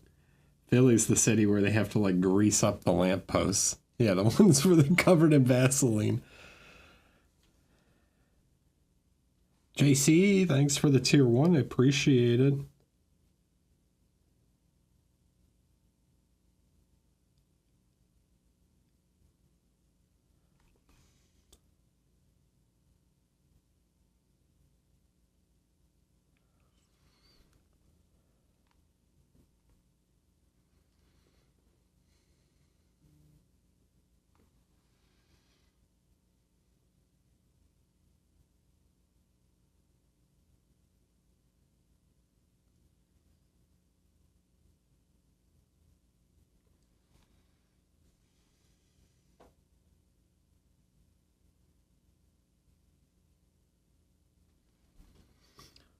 Yeah, and then we paint the little spike, right? We do the same on the other side.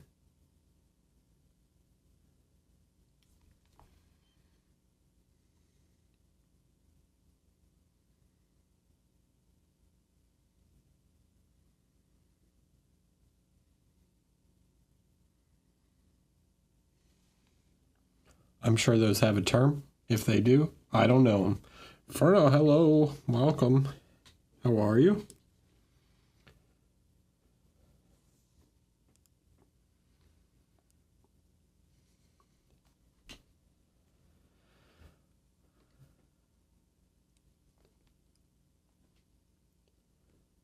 All right, so that's sort of the idea with the sword. Yeah, how to.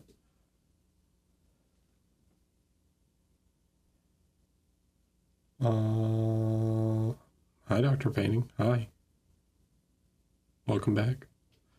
That's kind of how to do a non-metallic sword, a shiny boy sword, and then you leave the whole back side black, just like that.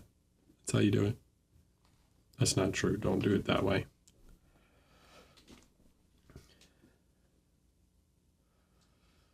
All right.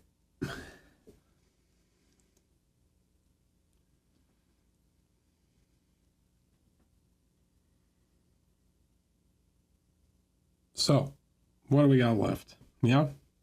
Straps and things. Straps and the base. That's pretty much it, right? And then I have to paint some of the backside and stuff. But, and don't turn this is fine. It's fine over here, you know? It's supposed to just be completely black right there.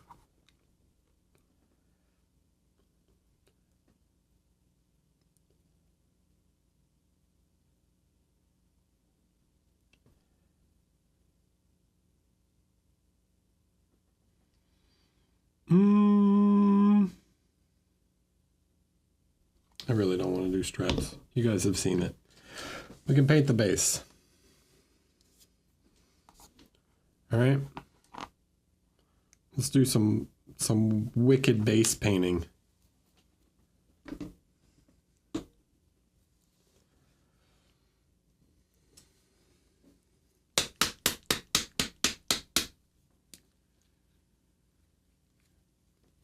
I'm going to turn the airbrush back on.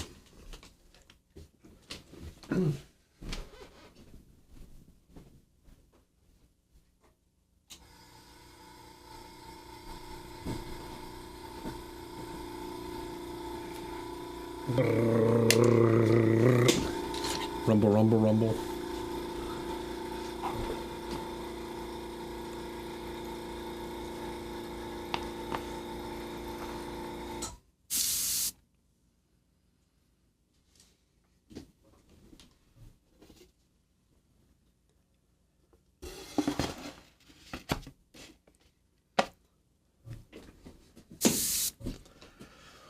Okie dokie.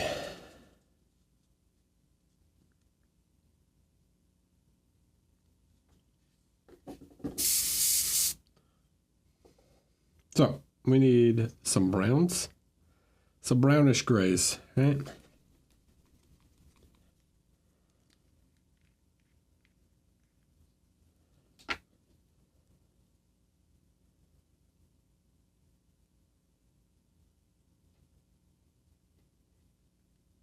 Didn't I trash the guy who wrote F the back on contrast?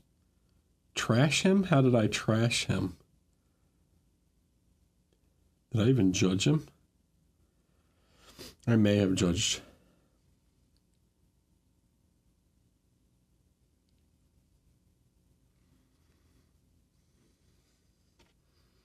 It probably went something like this. He did that by not painting the back. I went, well, he wrote F the back, and I said, F your metal. Yeah, give him one.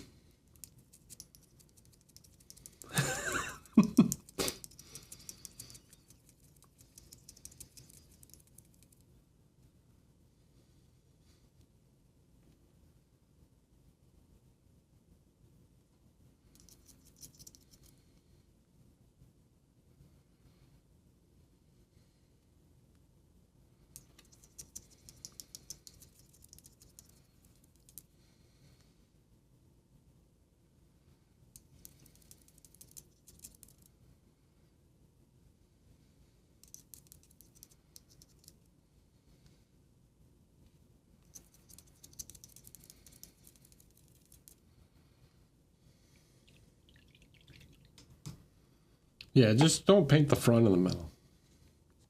I'm not coming to contrast this year because I'm going to World Model Expo, and they're like too close, but not close enough. So not close enough to stay in Europe the whole time, but too close to like go to one and then fly back home and go back like 3 weeks later to the next one. Useless Wizard, hello. So we got a nice gray tone here.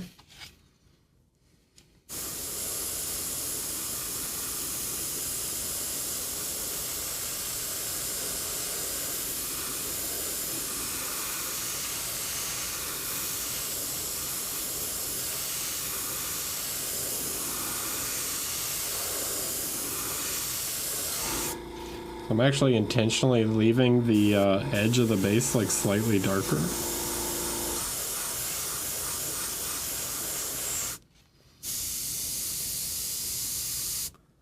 Okay, something like that.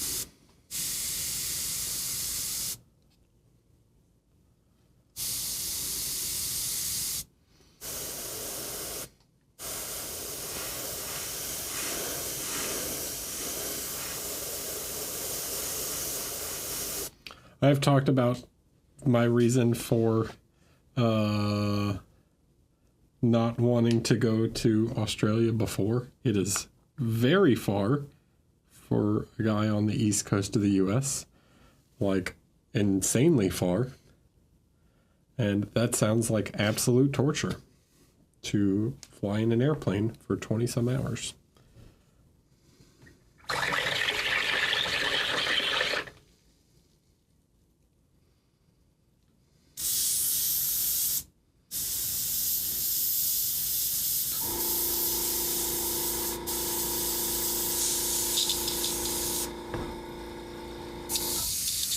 Yeah, definitely. That's how that works.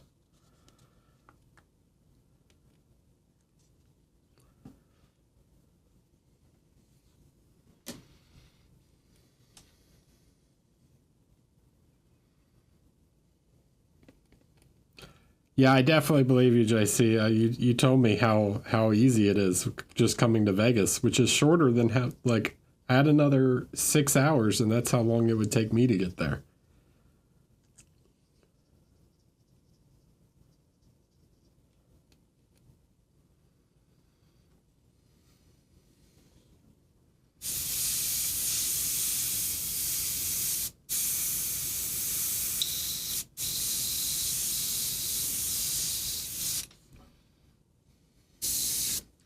All right, next thing. Let's what do we want to use? Let's take a drop of the copper brown.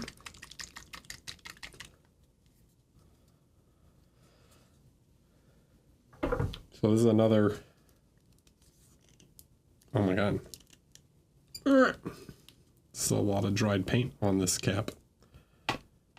So let's look at this color. It's like a kind of sepia color. You see that? Okay. So we're going to take a drop of that guy. Boop. Let's do 2. 1, 2.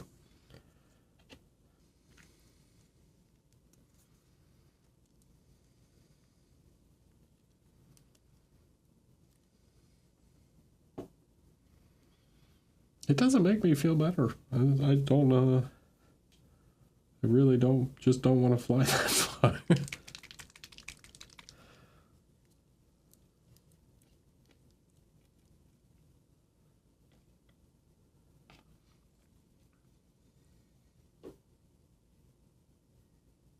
And then we'll do 2 drops of the black velvet, a few drops of water, brown, down,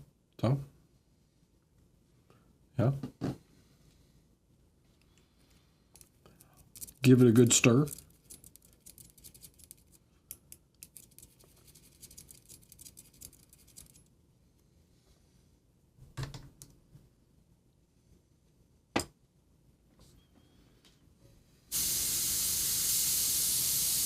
So we get this like kind of brownish black, right?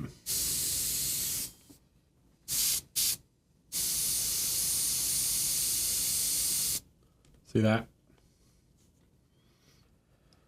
How many gifted subs? Dude, 100 gifted subs doesn't even pay for the flight.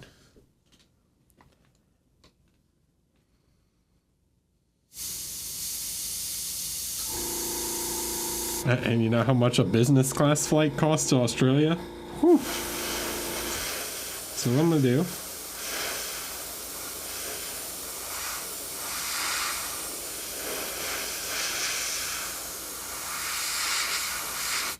so I'm trying to make like kind of dirt.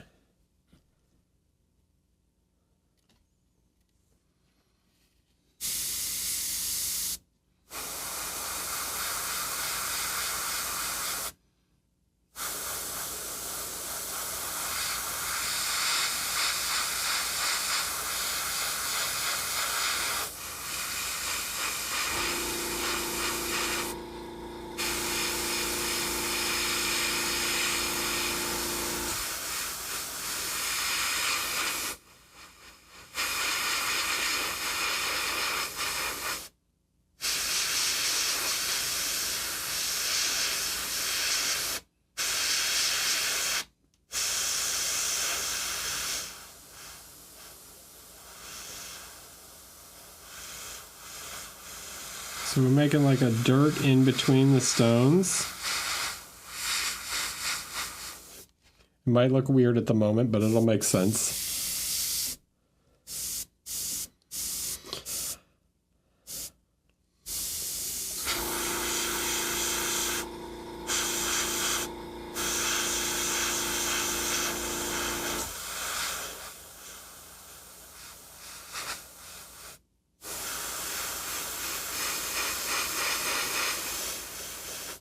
Look, JC's committed. He came to me. All right.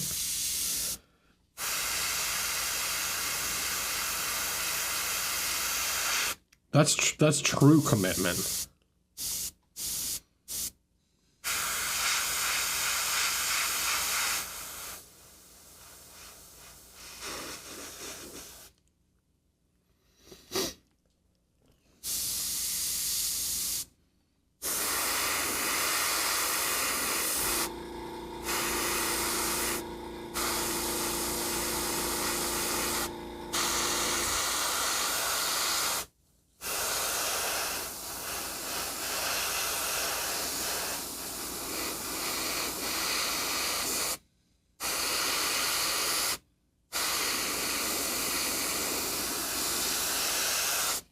Okay. Ta-da. So that's it. That's how you paint the base. Just kidding. That's not all. All right.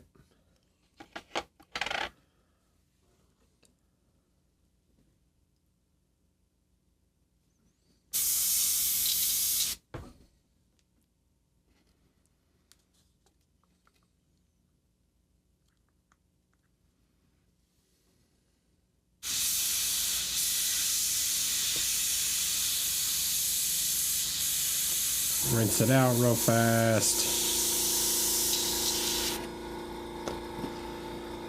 Okay, so now what we're gonna do.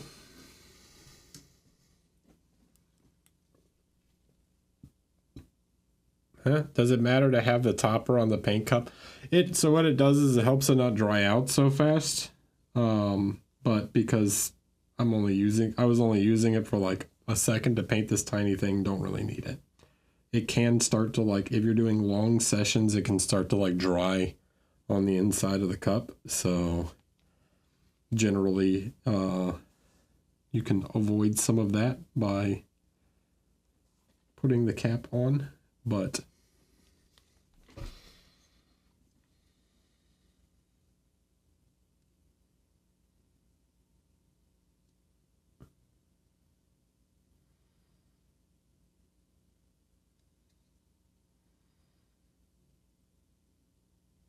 so now we're going to paint in the lines.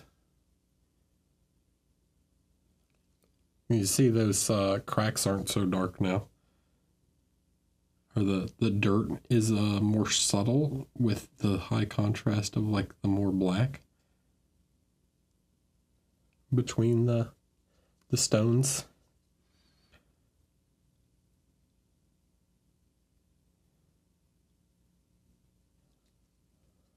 Flagstone, by the way, is what this is called.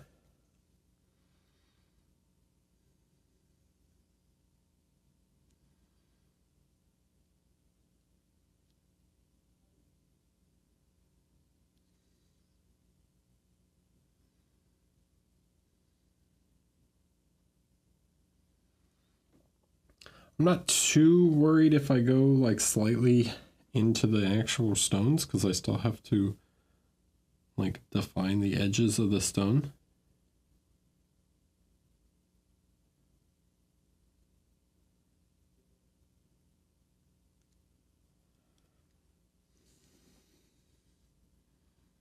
But you know, try and be a little neat if you can. Cleaning up, doing it neat now will save you some cleanup.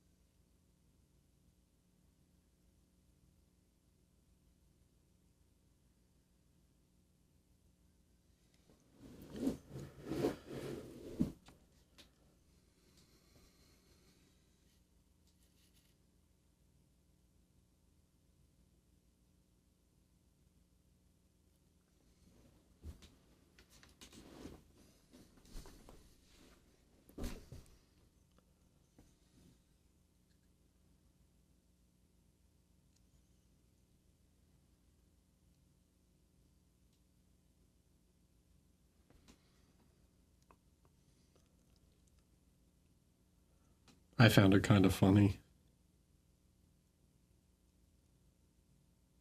Kind of.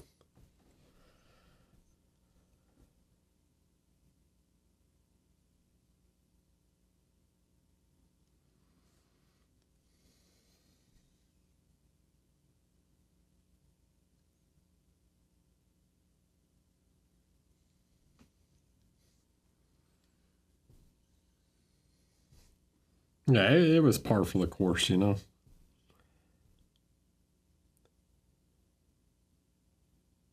All right, so right, defining in between. You can see that the dirt is much more subtle now.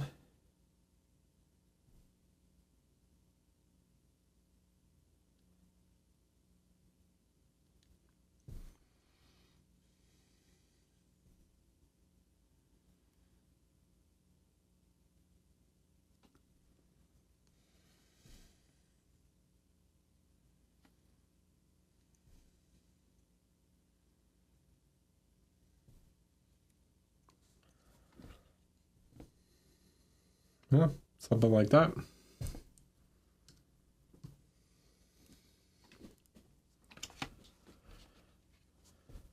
Just hopping in, did that airbrush get clean in the last few months? Yeah, it was perfectly clean. No, it hasn't been clean in the last few months, actually, because I haven't used that airbrush in a while. That particular one. I might have a few airbrushes. Okay.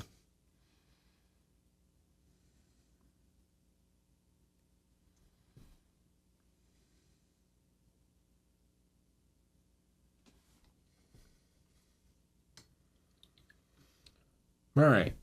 So now what? Now what do we do? How do we make it more interesting? So what I'm going to do, I'm going to grab one of these little dry brush guys. Something like this. Okay. And I need my gray.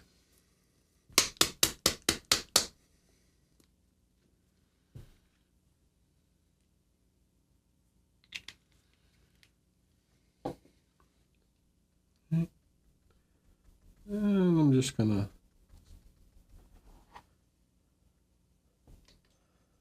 I'm not gonna dry brush this, but I'm just gonna like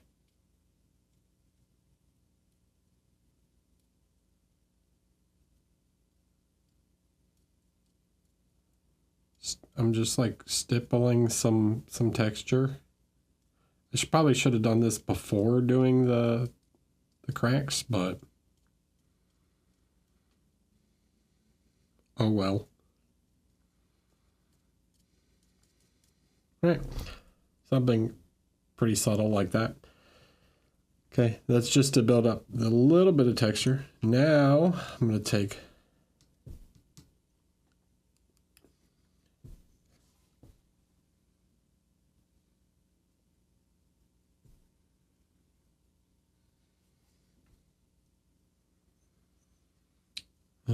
well, first I'll come back and fix where I accidentally went into the cracks.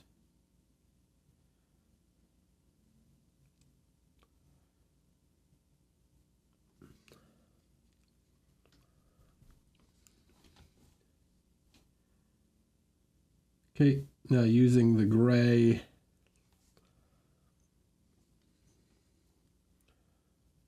guess what we have to do? We have to line all these stones.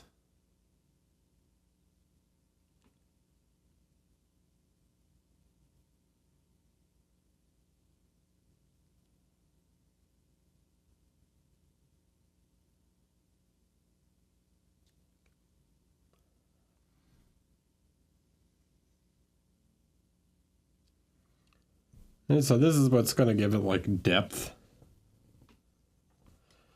See, JC?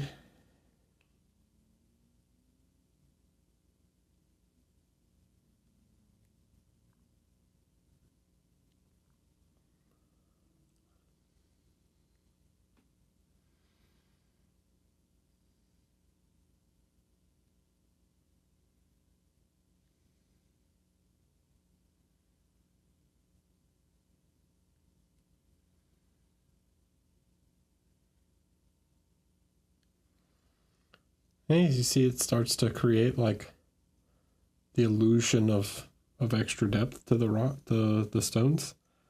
Okay.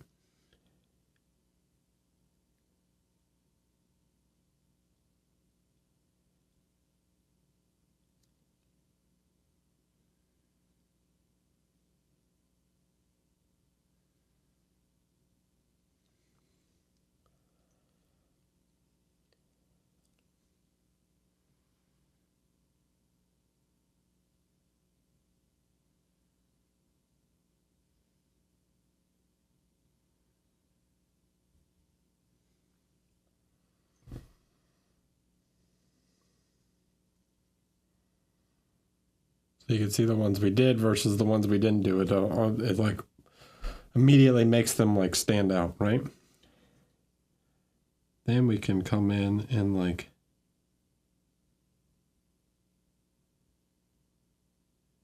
paint some cracks and things in the stone.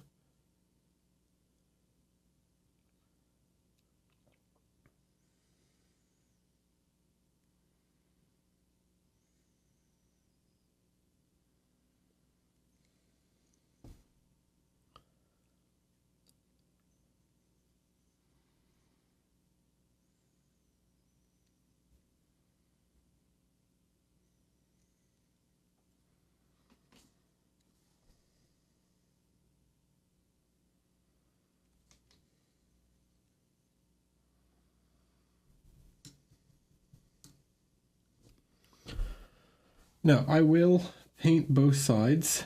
Okay, I'll do one side of the edge slightly darker because I want to think about like where he's going to be standing, what the main is. But I'll show you that doing the back side also doesn't affect it that much, like the illusion that much.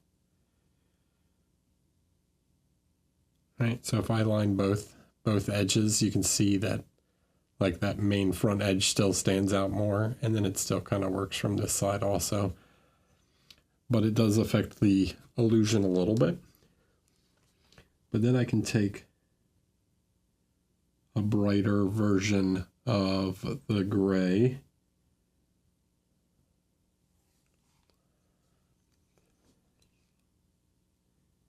And we can hit the edge again, but I'm not doing it perfect this time. You can see like I'm kind of like skipping.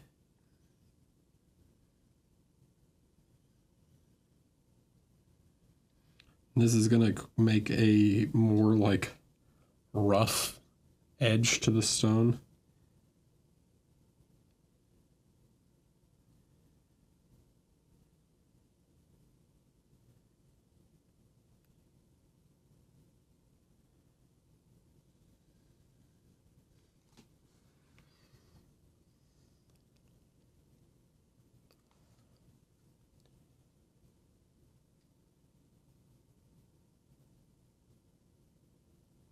Airbrush again.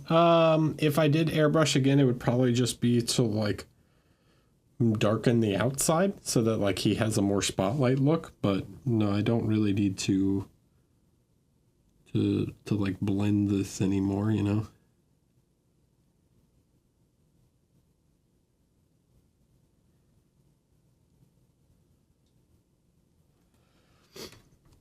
And then when we do these cracks, if we want to make some of the cracks like even deeper, we need to look at the angle here. We can take the like dark gray, and like if I want this crack to be like really, really deep, I can paint the like dark line next to it. That's gonna like deepen that crack, right? And then I also need to like break the edge with it, so it looks like it's like dug into the rock.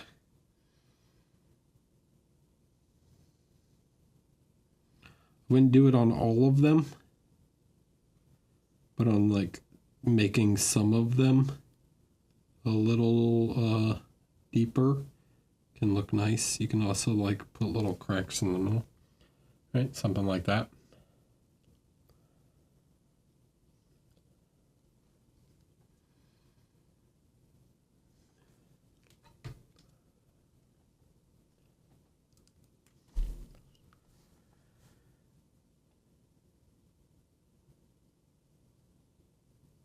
Little trompe-l'oeil. Yeah, exactly.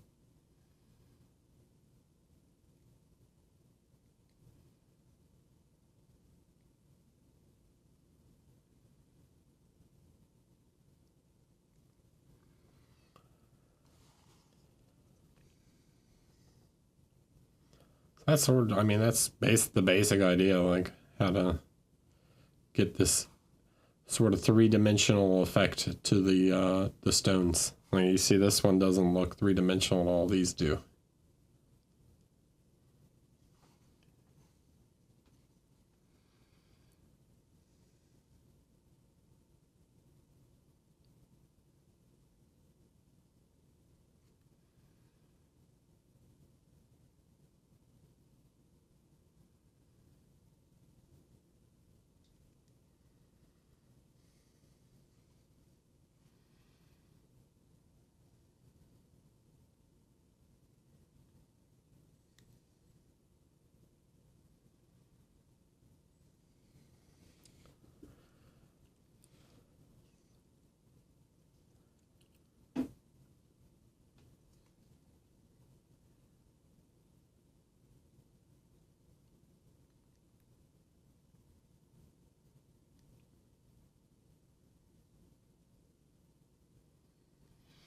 Add some dimensionality to your bases.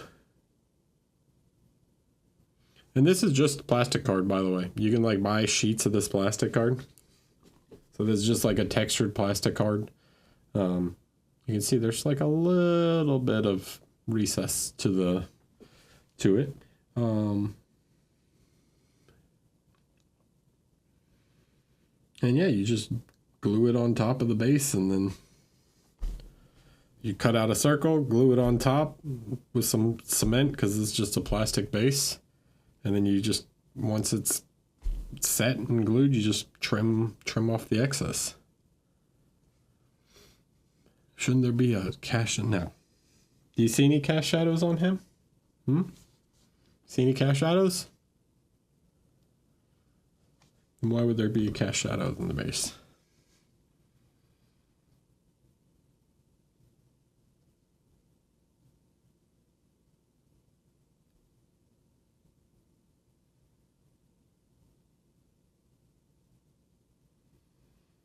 This ain't that kind of paint job.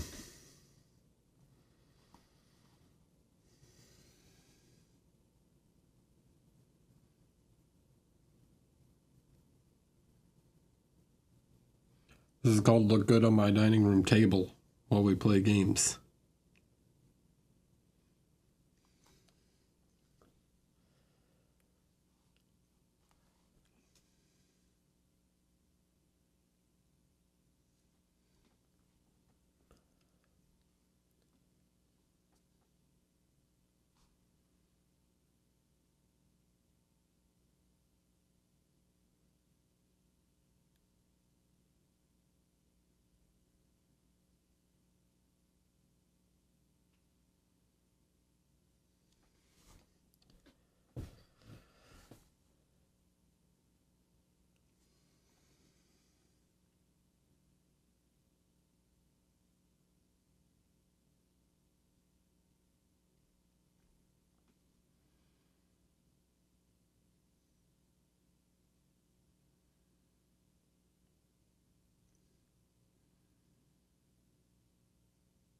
And that's an important thing to remember, you guys. So there is different levels to this, okay? What might be quick and effective here, right, where we did like airbrush printing, might not be the way I'd do it on like a display figure. But what is simple and effective and gets your figures painted and done, okay?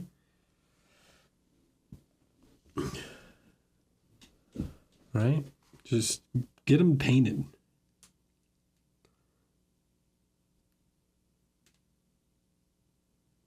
Because anything is cooler than gray plastic.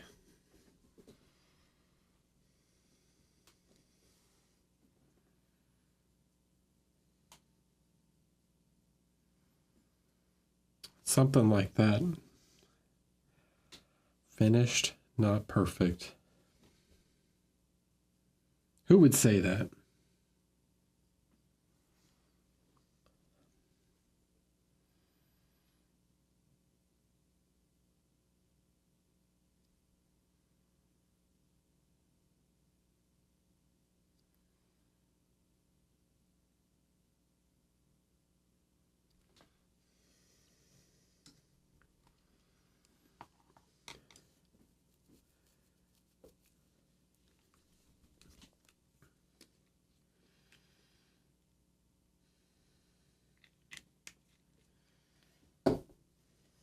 I did write that on your workbench because I've never seen anyone with so many in progress figures in my life.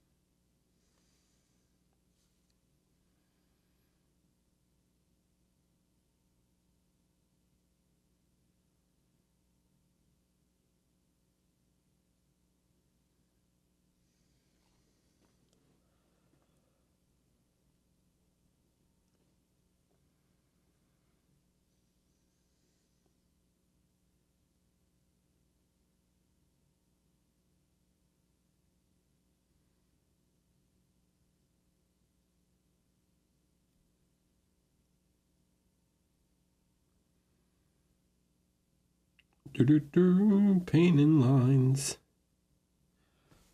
Lots of lines.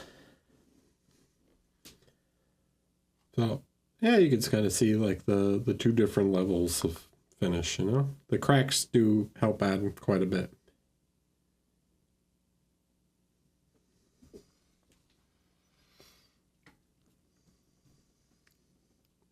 You know, they add a little something extra. A little something, you know what I'm saying?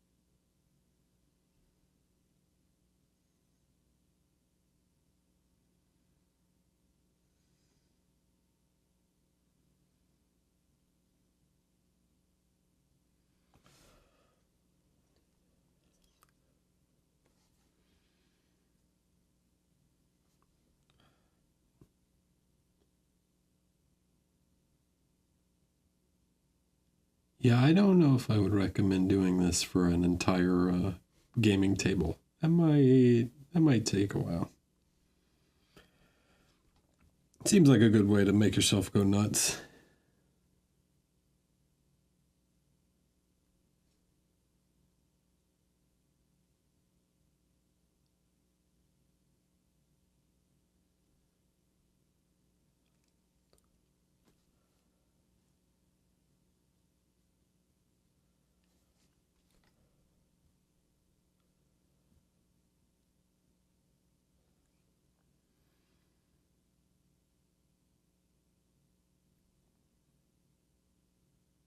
I mean, it could also be like a castle or cathedral or something like that. I mean, there's lots of... But honestly, you could probably just get a gaming mat that's got this texture printed on it.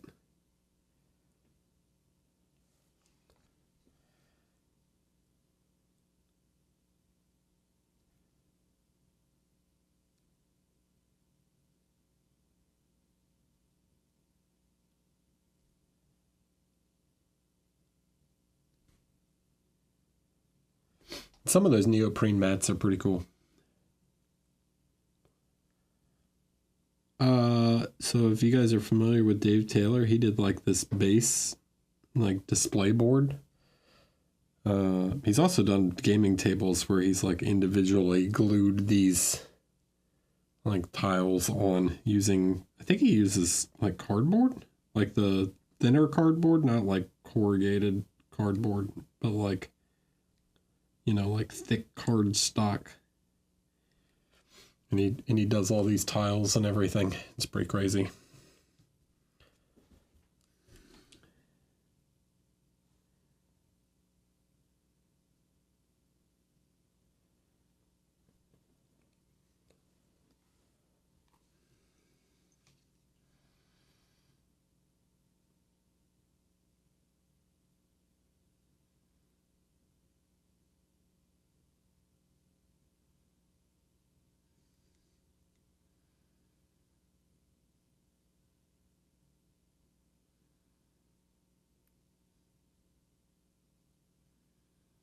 I think it was Dave.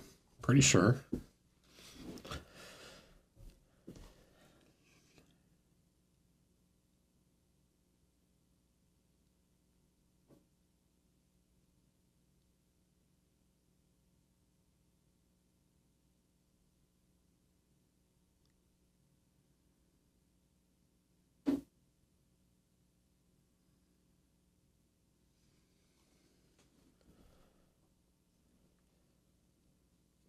Did the figure get finished?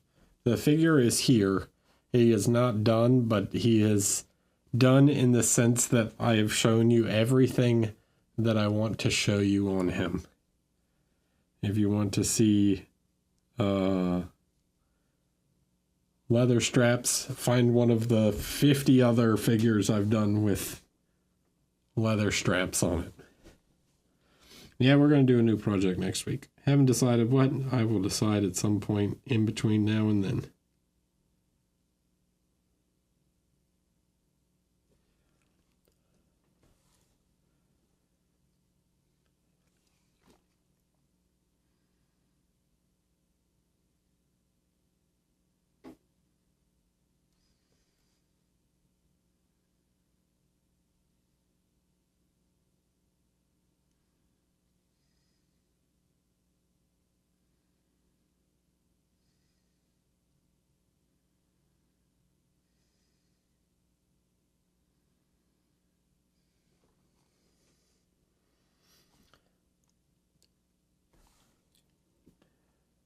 All right, and then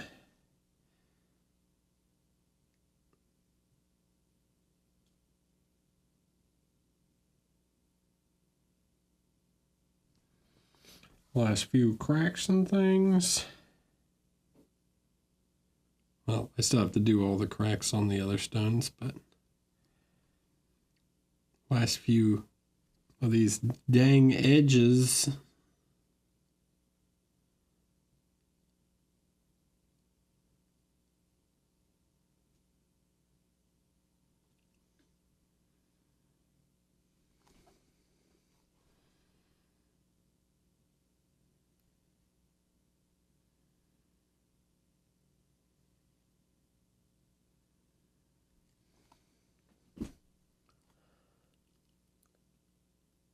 Ta-da! All right, so yeah, I have to finish all the little cracks and stuff, but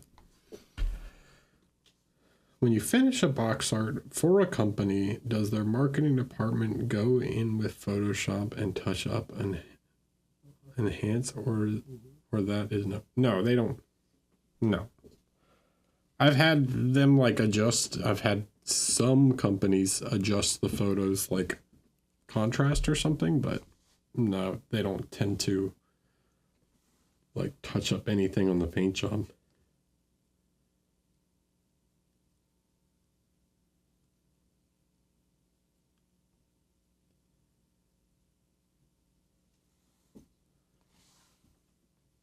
The cloak is looking, yeah, we finished the cloak a long time ago. That's done.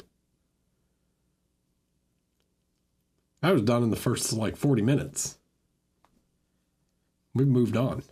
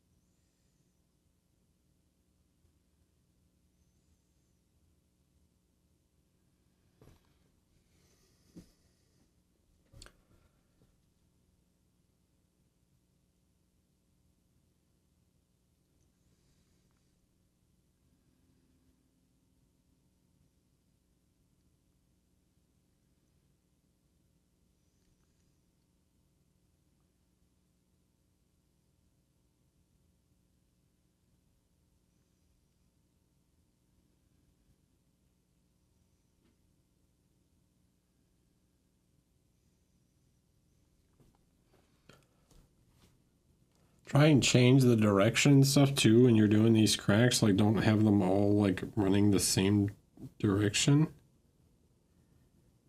Sometimes you can also have them like branch like this.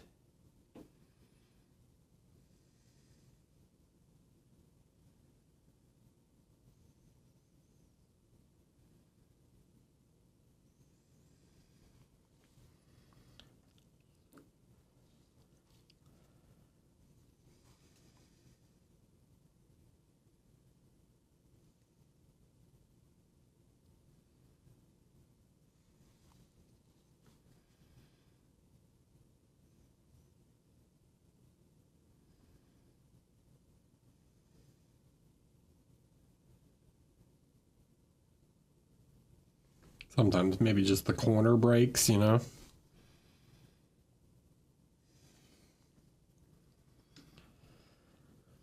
All right, last touch.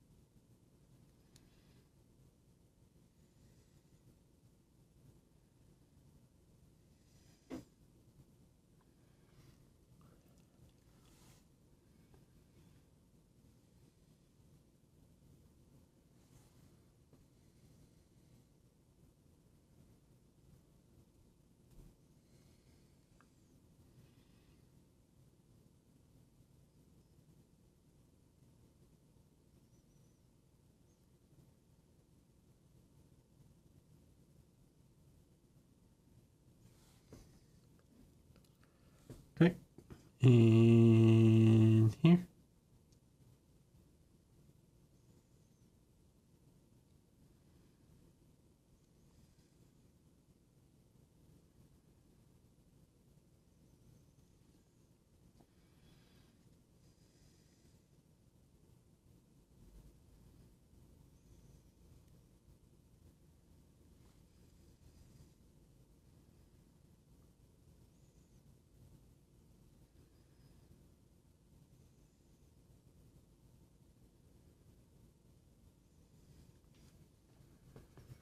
All right, so I don't paint the black on all of them because I want like some of them to be like shallow cracks, some of them to be deeper. So something like that. Siwa. Hi. Welcome. Thanks for following. So yeah, he looks kind of, it's like, imagine him on his flagstone base.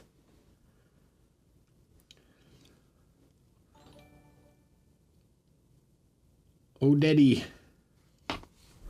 Thanks for following. Appreciate everyone hanging out.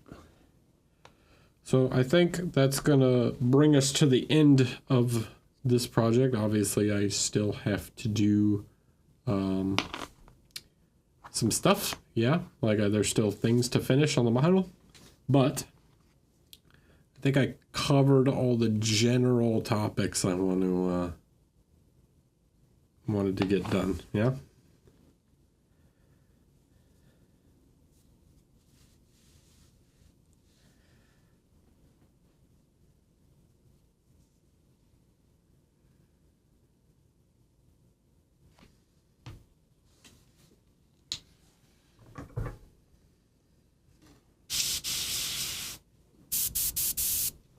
We covered a little airbrush.